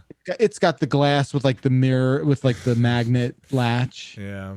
And I also like wired up a bunch of those LED displays on there. I think I'm probably have to redo it because I don't think that those survived the move. But I got my wife was actually yelling at me the other day because there is a room in this house where they're all just like in a corner in a box. I'm bad. Speaking of bad things, you guys catch wind of this Blockbuster documentary that's on Netflix? No. It's called The Last Blockbuster. Wait, is this new? I thought this is the one that's in some town. Maybe I just heard reporting on it. Yeah, you did. Okay. It's in a town called Bend, Oregon. Yes. Okay. Yeah, I know Bend. And the last Blockbuster on Earth is there. Our dear friend of the show, Ron Funches, is in this documentary as sort of like a commentating, talking head, comedic relief character, and does a great job of that. Outside of Ron, this movie's just not good. Oh boy! Wait, you came here just to trash this movie? Wow. Yeah, because I actually was kind of surprised as to how bad it was. Okay. I want to get that out there, and I want to talk to you about it. Sure. This movie should not have been almost 90 minutes. Okay. Like, they just show so much unnecessary garbage. The information about why Blockbuster went out of business, and also the busting the myth that it was directly because of Netflix, which is not, as this movie maintains, is not true. It really is, they just like, that information is super interesting. You're like, we talked to all these people and we like dig through the history. And then you start to realize like, that's it. That's the only interesting part of it. There's nothing else that you really care about. You can only wax nostalgic so much about what it was like going into a goddamn video store, because that was just a blip. It was a fucking blip. Blockbuster? It kind of was, dude. Like, not for me. It's like 20 years. Nah, for me. It's like 20 years. In like a cosmic calendar kind of way, sure. In the Carl Sagan sense of the word. Yes. It was right. Here is, I don't know. Maybe I'm here to say the Jurassic period. It was not very long. And maybe that's an unfair, categorization of like what it is. But Blockbuster would be 20 seconds we had to watch it in 3 sittings because it was so mind-numbingly stupid at points. Like they like follow these characters who were not adding. Anyway, I know this just sounds like me dunking on a thing that it doesn't need to be dunked on, but I'm just like, I was so excited. Well, I was interested in watching this thing. Yeah. And then I just got something that I was just not expecting. I got the informational parts, like that stuff. There is some drama there and there's some interesting, sort of twists and turns in that story that you're like, can't believe that. Look, I didn't realize that. Documentary filmmaking is an art, just like it anything is. else. It can It really be done is. badly. Is there, there's a reason why Errol Morris is not making this movie, because he's got better fucking things to do. Maybe they just wasn't that great of a story. Maybe they just didn't have it. That's the thing, a lot of documentaries work because maybe they're like uncovering the story as they go, where this thing, the story was sort of, done before they began. But the Hollywood Videotail, now that's a story that needs to be told. They spent like almost what felt like over 30 minutes just sort of obsessing over the press that this store was getting. Yeah, that's where what are we doing? We fast forwarded half of it. It was insane. Just like a Blockbuster movie. I really wish video stores would come back, but I don't mean Blockbuster. I mean, well, you mean like the culture. You mean You want, I mean, the like little hole in the wall video store down the block that had a bunch of like weird, foreign films and like stuff that wouldn't just be found at your average Blockbuster video, and like was curated well and was well taken care of. With a hole in the wall, either one.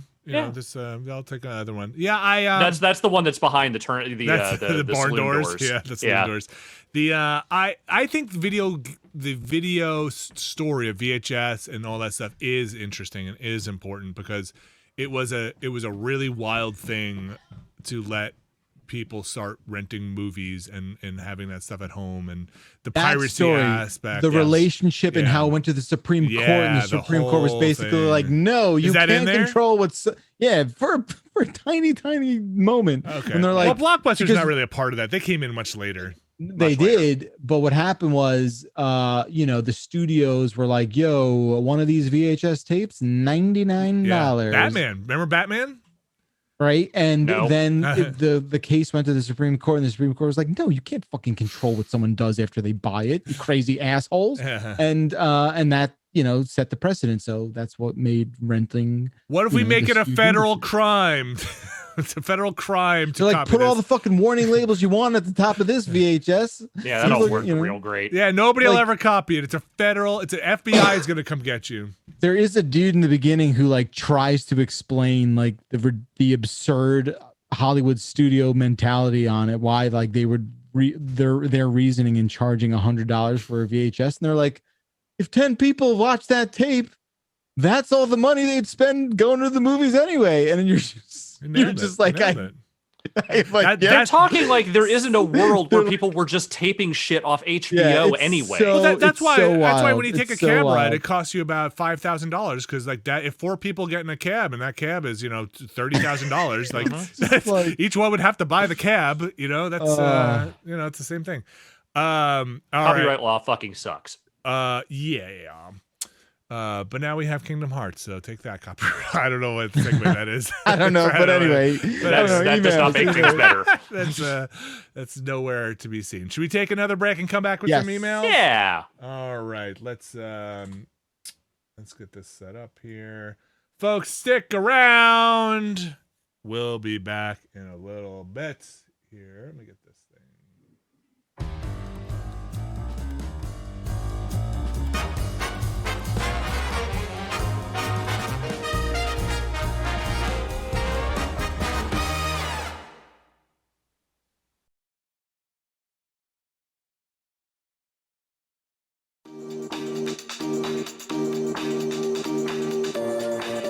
This week's podcast is also sponsored by Mint Mobile. Now, Jeff and Alex here, Mint Mobile. They're going up against big wireless. Okay, I mean that's what this looks like here. Good luck. I'm gonna read you some bullet points here. Good luck against the fight. For people looking for extra savings, Mint Mobile offers premium wireless for just $15 a month. Now, I'm just gonna editorialize here and say, that is definitely less than I pay for my mobile. Certainly. That is extremely less. All plans come with unlimited talk and text and high-speed data delivering on the nation's largest 5G network. Are they stealing this? I don't know. Use your own phone with any Mint Mobile plan and keep your same phone number along with all your existing contacts. Yeah, I would expect that. I would expect that. I wouldn't think it would wipe my phone, but sure, yeah, okay. I don't expect you to take my take my contacts or to give me new ones. It's okay. Hey, we preloaded this with some people you might like to talk to. Yeah. Your existing contacts. Gary's a nice guy. Talk to Gary. Your existing contacts were trash people. I looked through them. We gave you new one. It also says here, if you're not 100% satisfied, Mint Mobile has you covered with their 7-day money-back guarantee. Switch to Mint Mobile, get premium wireless service starting at they capitalize just, but I'll read it loudly because this is a low price, $15 a month. Now this part's the part I gotta read here. You guys ready? Yeah, go for it. Yeah, read it. To get your new wireless plan for just $15 a month and get the plan shipped to your door for free, go to mintmobile.com/beast. That's mintmobile.com/beast. Cut your wireless bill to $15 a month at mintmobile.com/beast. Thank you, Mint Mobile. Good luck in your fight.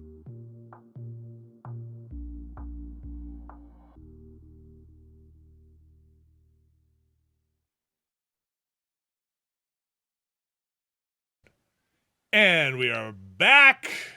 And it's time for emails. If you have an email, you can send them into beastcast@giantbomb.com.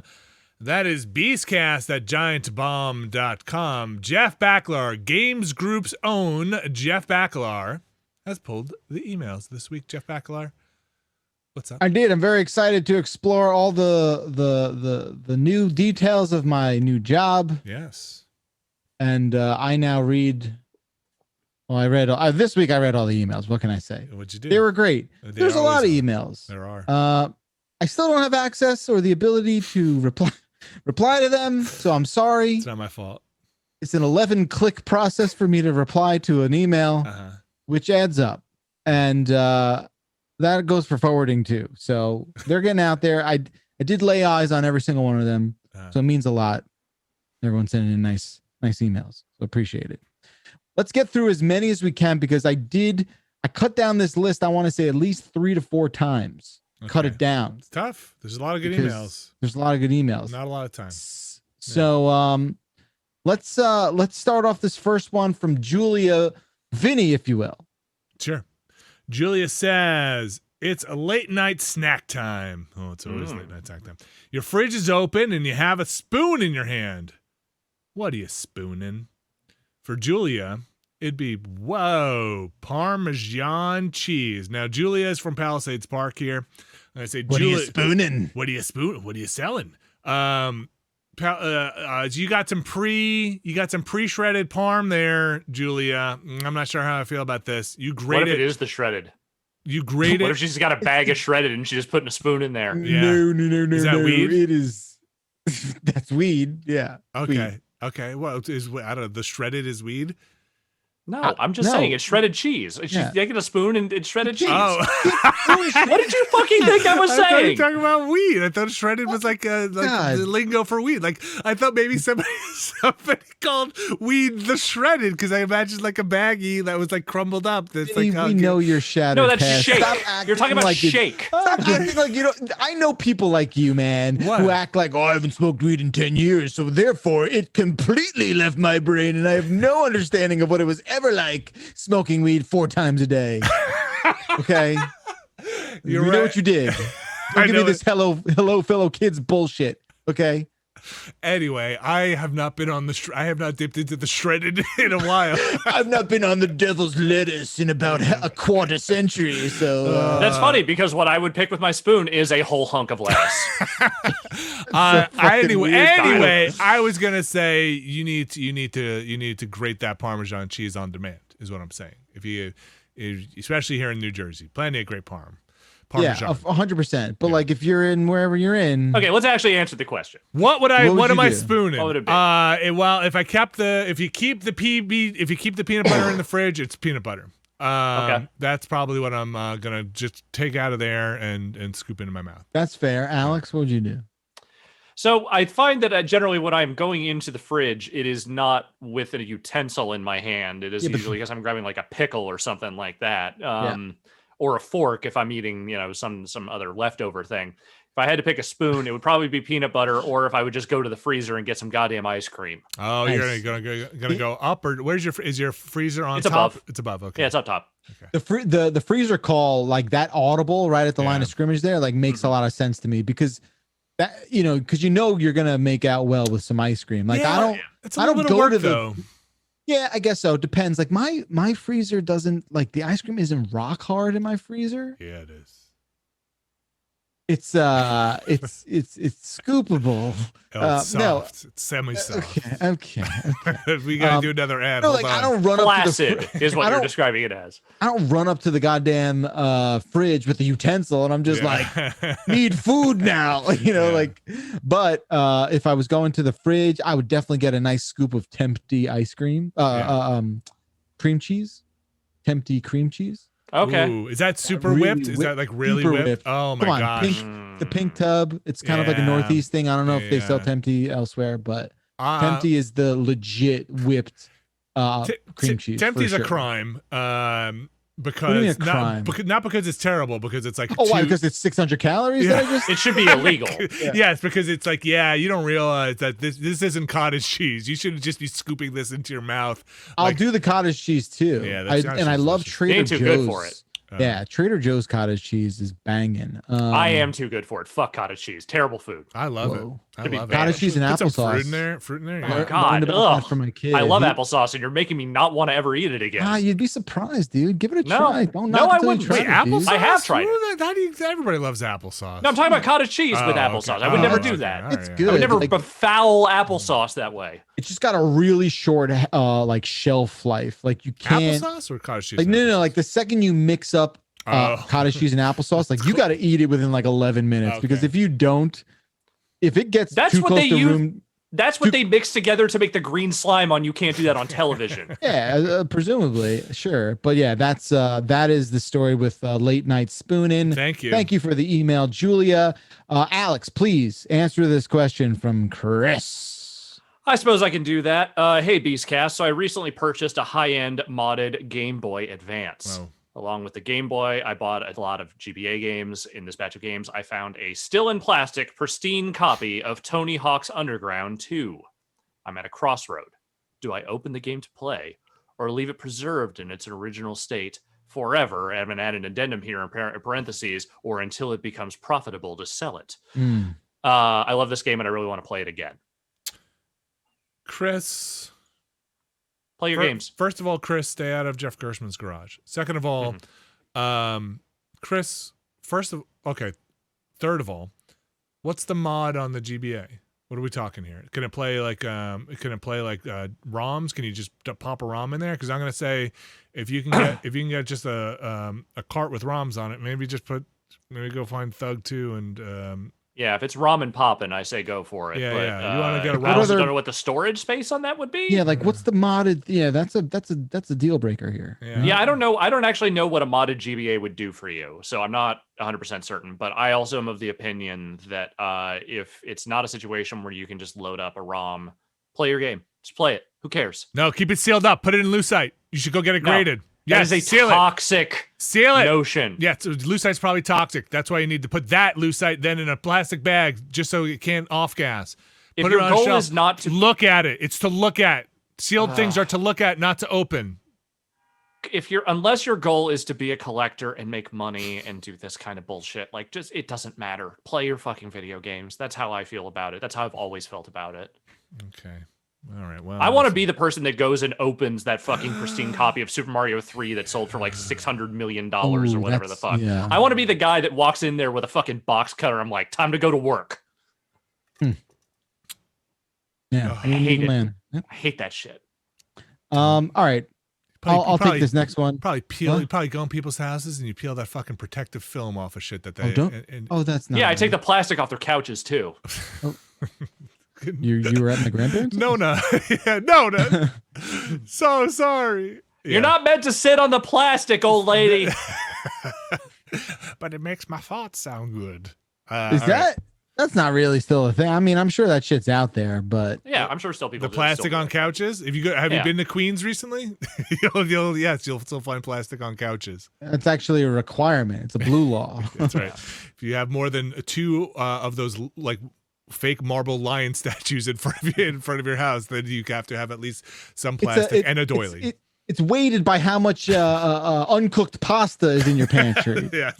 And that's how it works. I'll take this one from Marlin. Marlin says, "Hi, gang. I assume it's pandemic related, but have any of you noticed a shortage on PS4 controllers? I'm in need of a new one, and Walmart, Target, and Best Buy's website are all sold out. of most colors and models, and the prices on Amazon are getting out of control. A lot of sellers trying to get over $80 for them. No. Just seeing if anyone noticed this. I did notice this. I haven't tried to replace any PS4 stuff in a while, so I didn't know. I had a buddy reach out and was like, "Hey, dude, I know you must have a billion of them. Give me one because they're super expensive and I can't find any." I don't know what that is. I don't know what that is.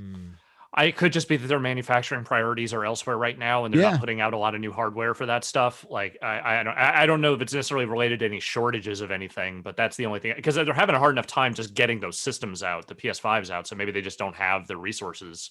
I also don't know if they're like coming from the same plant, but well, yeah, I don't know. That's the thing. I don't know. I don't know, but I can you can verify, confirm that is an issue in my experience. Yeah, I don't know.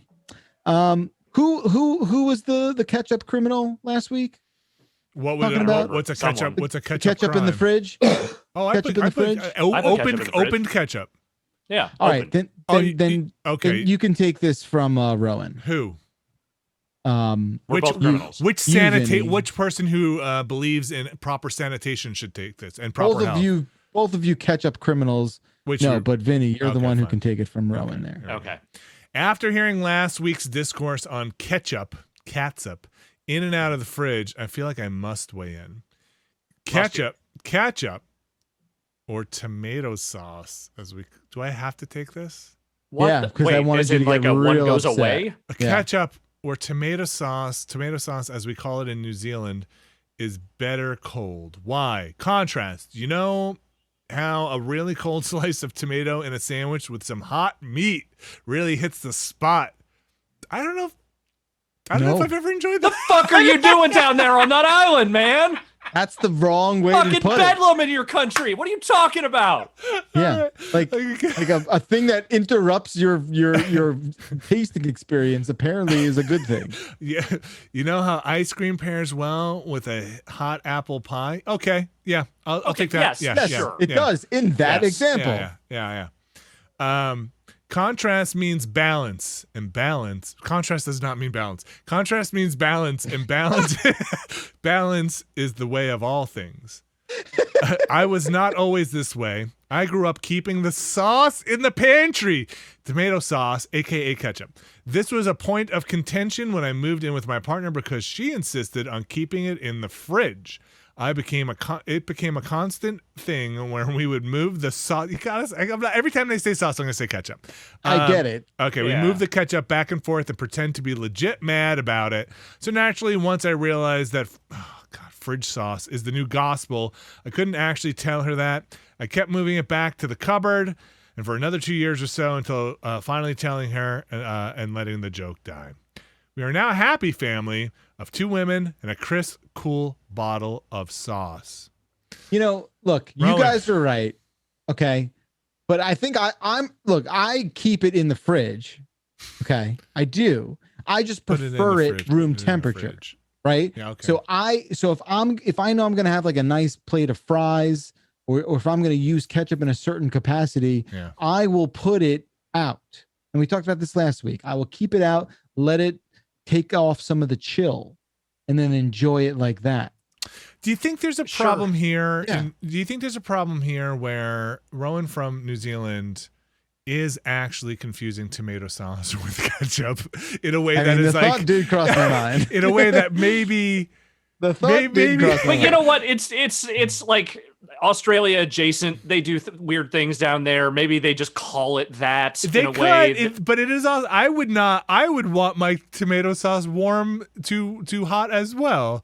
So maybe we are in a situation where we have backed into this accidentally. We need to take a second and say, hold some pictures up of like spaghetti with a red thing on it and be like, tomato sauce, ketchup.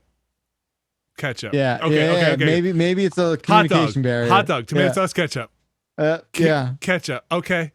You know, French fries, tomato sauce, ketchup. Could go either way.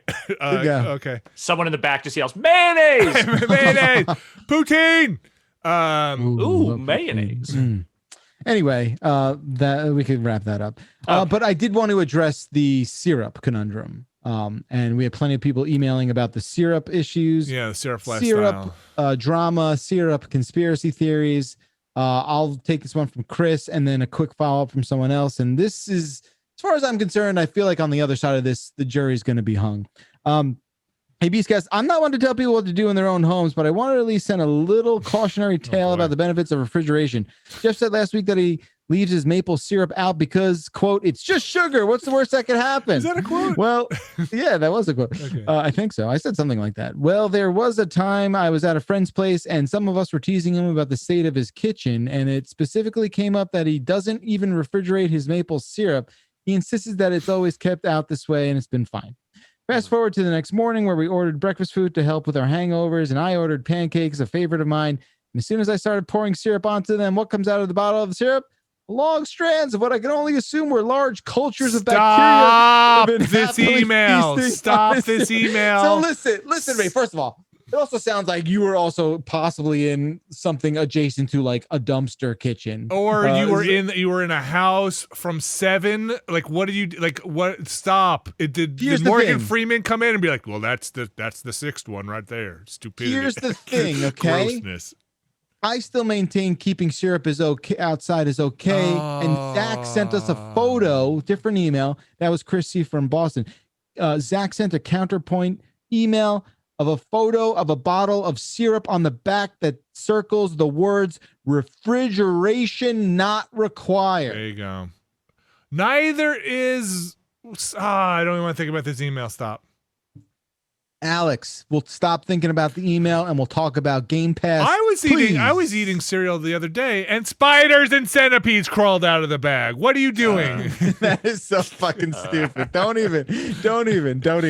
Alex, take this from Dylan, please. Sure thing. Since Game Pass's fruition, we have seen plenty of games come to the platform, new and old. With these games being easily available through subscription and with limited free time in life, we bounce off some games in this ecosystem quicker than others. Do you guys feel any need or give any thought to paying for games you enjoyed on playing on the platform? Of course, Microsoft pays the publishers and developers for the games to be there. However, this is similar to music for me when it started to mainly revolve around streaming platforms. Buying an album now is a bit of an outdated concept, but there is some guilt if you enjoy it and don't buy it. I feel the same about games on Game Pass. Do you relate? Do you? Well, do you? It's a tough one. I kind of do. Like, here's the thing. I went out, I paid for Spiritfarer. I played the whole thing on Game Pass. Like, I finished it. And then I was like, you know what? I'm going to throw some money at these devs because this is my favorite game of last year. It should be done. And I've done that with a couple of Game Pass games. But like, I've also had this experience where a lot of stuff I played on Game Pass that wasn't like an old game. I just kind of wanted to go back to and be like, I want to see what that is. I haven't played that far in, or I bounced off and I was just like, yeah, I'm good. And I think it's really up to you. Like, I think if you want to support the devs, if you want to support the companies that made those games and you really liked what you played, then yeah, I think you should throw the money at them. But, you know, the whole point of the thing is that it's there for you to try that stuff and make your own determination. I do it more. Like, oh, sorry. Go ahead. Oh, wow. I was going to say, like, what if you could, you know, I don't know, tip them or something? Wouldn't that be good? Well, I don't know. I think like claiming DLC. Ownership of the game is it nice? for the price is but I mean, if it's like a $40 game, you're like, well, just go buy a skin. By the time you finish it on Game Pass, it'll probably be $10 at the way things go these days. So I do that. I don't necessarily do for Game Pass, though. I will buy like the DLC or something because sometimes that's not on Game Pass, or I'll buy stuff inside. I do that more for stuff we get codes for work. If I like the game and we got a code for it from work, I will I will sometimes go buy it on a different platform or something, and just be like, you know, like, I like this developer. Sometimes it's a small game. I want to play it here anyway.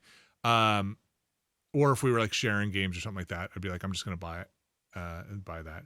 Sometimes I'll do it. When we used to get discs for games, I would do it just to buy the digital version and be like, I really like this game. I want to have it. I'm going to give this back. I'll hand it off to somebody else. I'm going to bring it back in the office. I'm just going to buy, like Horizon was the last one. Maybe I got on disc that I did that for. Like, I really like this game. I'm just gonna buy it. So yeah, it depends. Usually it's only for stuff I really like, and usually it's if we have it and we got a code for something, and I'm like, usually smaller developers I'll feel that way. I think I bought Hades like 3 times.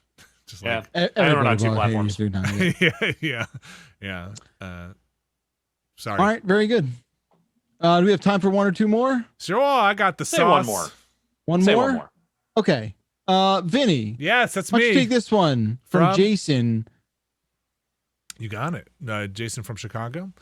That would be the one. Okay, this says, hello, Beastcast. Dust frequently collects on my Gundams. They are so fragile, especially real grade kits, that parts are often getting knocked off and poses are ruined when I try to clean them. I relate, Jason.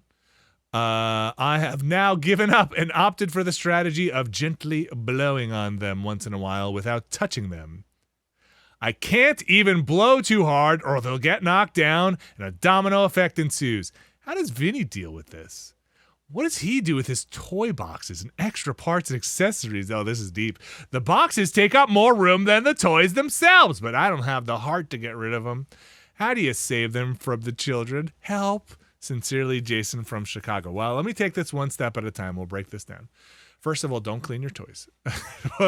First of all, it's a weekend-long procedure of taking them down and getting those long Q-tips and wiping the dust off, or you're gonna have to take them down and give them a blow. Hey, look at it as an opportunity to rearrange your shelf. Do some blowing at the blower. You blow on them. Gotta be careful. Sometimes I hear them Gundams are fragile, and those pieces do come. Especially if you didn't glue the thrusters in and stuff. Poof, that thing's gone. Forget it.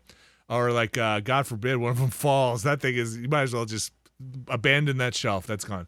What do I do with the boxes? I get rid of the boxes. I cannot keep the boxes anymore. I do. I can't. It's at some point, one of the people I follow in the scene of collecting said, "What are those boxes worth to you? You're gonna resell this thing? How much of your life have you given up storing these damn boxes? Is it worth the difference in price you're gonna get back? Think about how much your apartment or the real estate you're in costs." And if that thing were charging, if those boxes were charging rent, are you going to make that money back on the premium if it's in a box? Not possible, yes. But what about your mental health on it? So takes me a little bit, but I fold the boxes up, get them out of there, and are gone with them. No more boxes. Wow. Bye boxes. Wow. Parts and accessories. You can almost see it if you're watching the video version, but there is a little bit, the thing of little bins here. Oh, that's where they go? All the little spare hands, and you can't see it. It's stacked too high. The top one, if you see, maybe you can see some tape on it. Spare hands, extra weapons, stands, tubes, faces, screws, bits. Now, I have enough Hot Toys where like I probably need a storage situation like that. Yeah, like 27 hands, great. This one points, this one's waving. The sunglasses, the thing that was in the cartoon once that came with it that you never want to pose with your stupid toy. All that stuff gets put in the bins and gets sorted out. Megatron, remember this thing? He holds this thing. Remember the mace? He holds that. See if you can find a spot to fit that in. It's my problem with the car Tomy. He's getting too much into these accessories. They're charging you $500 for a toy. The plastic ain't any good anymore. And they put in all these accessories. You don't care. How many Daniels do you fucking need on your shelf? All of them suck. Anyway. Ooh, that was spicy. Yeah. Listen to me. Your skids better be good. Listen to me. That fucking new Starscream, if that thing has fucking weak joints and the plastic is like the Hound you put out, I'm fucking coming for you. That's almost a $230 toy. You make it right. You fix this. A new Vinny. You fix this. Should I go? I know. You're Takara Tomy. You should be doing this the right way. You shouldn't do it the right way. Podcast needs new labeling in iTunes now. The Hound. It's ready to fall apart. It's like a pile of dust over there. Anyway. So what I do, that's what you do. Yeah, that's what I do. I just spray it all with Pledge. Sounds right to me. It's one big glob. That's it. Don't knock it till you tried it. It's really easy. Guess what? Dust hates Pledge. Doesn't want to settle on it. Scared of it. Okay? It's scared of it. Doesn't want to be there at all. I spray it right in Marty's face. Hot Ties Marty, he's been stiff as a brick. You ever see The Blob? You know that scene in The Blob where he's over the phone booth? In a decade. That's Marty McFly. Yeah. They're all dusty. Here's the only thing I could say is like put it in a case if you could swing it. A case will mitigate that substantially. Because as we all know, inside of an IKEA case, thus creates a vacuum where there is no air. Just cannot survive in there. And no, I have noticed that does mitigate it, but I have so much. Yeah, it's just this necessary evil. There's really no good way to do it. So you're saying all that shit behind you is like heinous? It's it needs time. You pick up one controller and blow off the dust. Controller? One transformer and blow off the dust. Is it bad? I just want to see it. It's not so bad. I just want. Here's the fun game. Ready? Here's what we're gonna do. If you're watching the audio version or listening to the audio version, I apologize. But Bakalar, name a transformer. Optimus Prime. Oh, no. Okay. How about garbage bot? No. Bumblebee. Right. He's like, what? He's like, how many bumblebees? How many bumblebees do you have? One. I didn't get the remake of it. I don't like his feet. Okay, so blow off the dust. See it. He's picking. That's okay. I'll try and hold him up. It's hard to see. I can see like a little bit on there. Yeah, let's get this. He's kind of he's cool, right? He's a hefty guy, huh? He's a little guy. But let's see if we can. You see his window there? It's kind of blurry. I'm gonna rub my finger halfway on it. We'll see if. You should just write "clean me" on it. Yeah, like it's a little. Cleaner. There you go. Okay, there's contrast there. There's he needs a little clean. I like this little bumblebee. Do you? Yeah, that's cute. I do have two sea sprays now. What's this? A sea spray? What the hell's the sea spray? Is that sea spray? Is it's short for spray nerd. I do have two. Here's the first one. Right? Yeah. Here's the second one. I like chunky sea spray. Yeah, chunky sea spray is all right. I think the chunky one is better. Yeah. Is he an airboat? He's a hovercraft, like a hydrofoil. Okay. What do they call him? Yeah, hovercraft. Yeah. Hoverboat. Yeah, hoverboat. He's a catamaran. Anyway, if you're listening to the audio version, I held up my toys. There you go. Yeah, cool. We got that. Yeah, I'm gonna put him back while you guys figure out the next. Oh, that was the last email. That's it. So there you have it. And also, flawless podcast from last week. We had 0 corrections, and when I say we had 0 corrections, that is code for I didn't like any of the ones that came in. Yeah, no, I'm kidding. Is that how that works? Is that how that works? That's how it works. Yeah, that's how it works. Okay. We decide if they matter or not. Yeah, they were not. They were considered invalid. Not corrected. Okay, that's gonna do it. Hey, I got this light here. What if I do this? Ooh, scary time. Again, this is the video version joke. Spooky. Yeah. It's all spooky. Oh, that's gonna do it for the podcast. Can you have the Transformer, the Ghostbuster thing ready for next week so I can see that? Oh, we didn't even talk about this guy. I just want to see you. I want to see it transform. It's a pretty good looking Ecto-1. What's the Transformer's Ectotron name? is the name. Yeah, I think so. Ectotron. So the DeLorean's coming soon. No shit. Yeah. See, so Ectotron. They really stayed up all night. I don't think they should be allowed. I don't think they should be allowed to do this unless they find a way to insert them into the canon. Like they have to appear in the cartoon. Oh, dude. Well, what about the movie coming out? What if Ectotron is in Ghostbusters Afterlife? Well, that's just stupid. Well, look, man, that is a very plausible thing. Let me tell you. I mean, that movie does look kind of stupid, but nonetheless, when life splatters you with marshmallow goo, just go with it. That's Ectotron's quote. When Ghostbusters need a ride to the next paranormal hotspot, it's nice to have one who can handle a proton pack. So Ectotron in the Ghostbusters universe, but not in the Transformers universe. Do you like that? It is. I'm disappointed by Ectotron. Ectotron is very bad. Yeah. Like, when life splatters you with marshmallow goo. Yeah, it sucks. Yeah. Just go with it. My Reebok. That's an adult Transformer. My shoes might be better than that description. Hey, but what's the DeLorean Transformer called? DeLoreatron? Shut the fuck up. Really? Dolores. Oh, Dolores. No, I don't know. Okay, that I would actually love. I don't know. Look it up. DeLorean Transformer. I don't know. There's no way to know. They actually just put the consciousness of John DeLorean into it. It's Optimus capacitor. It's the only Transformer that does cocaine. It's Buttheadatron. Mr. Fusion.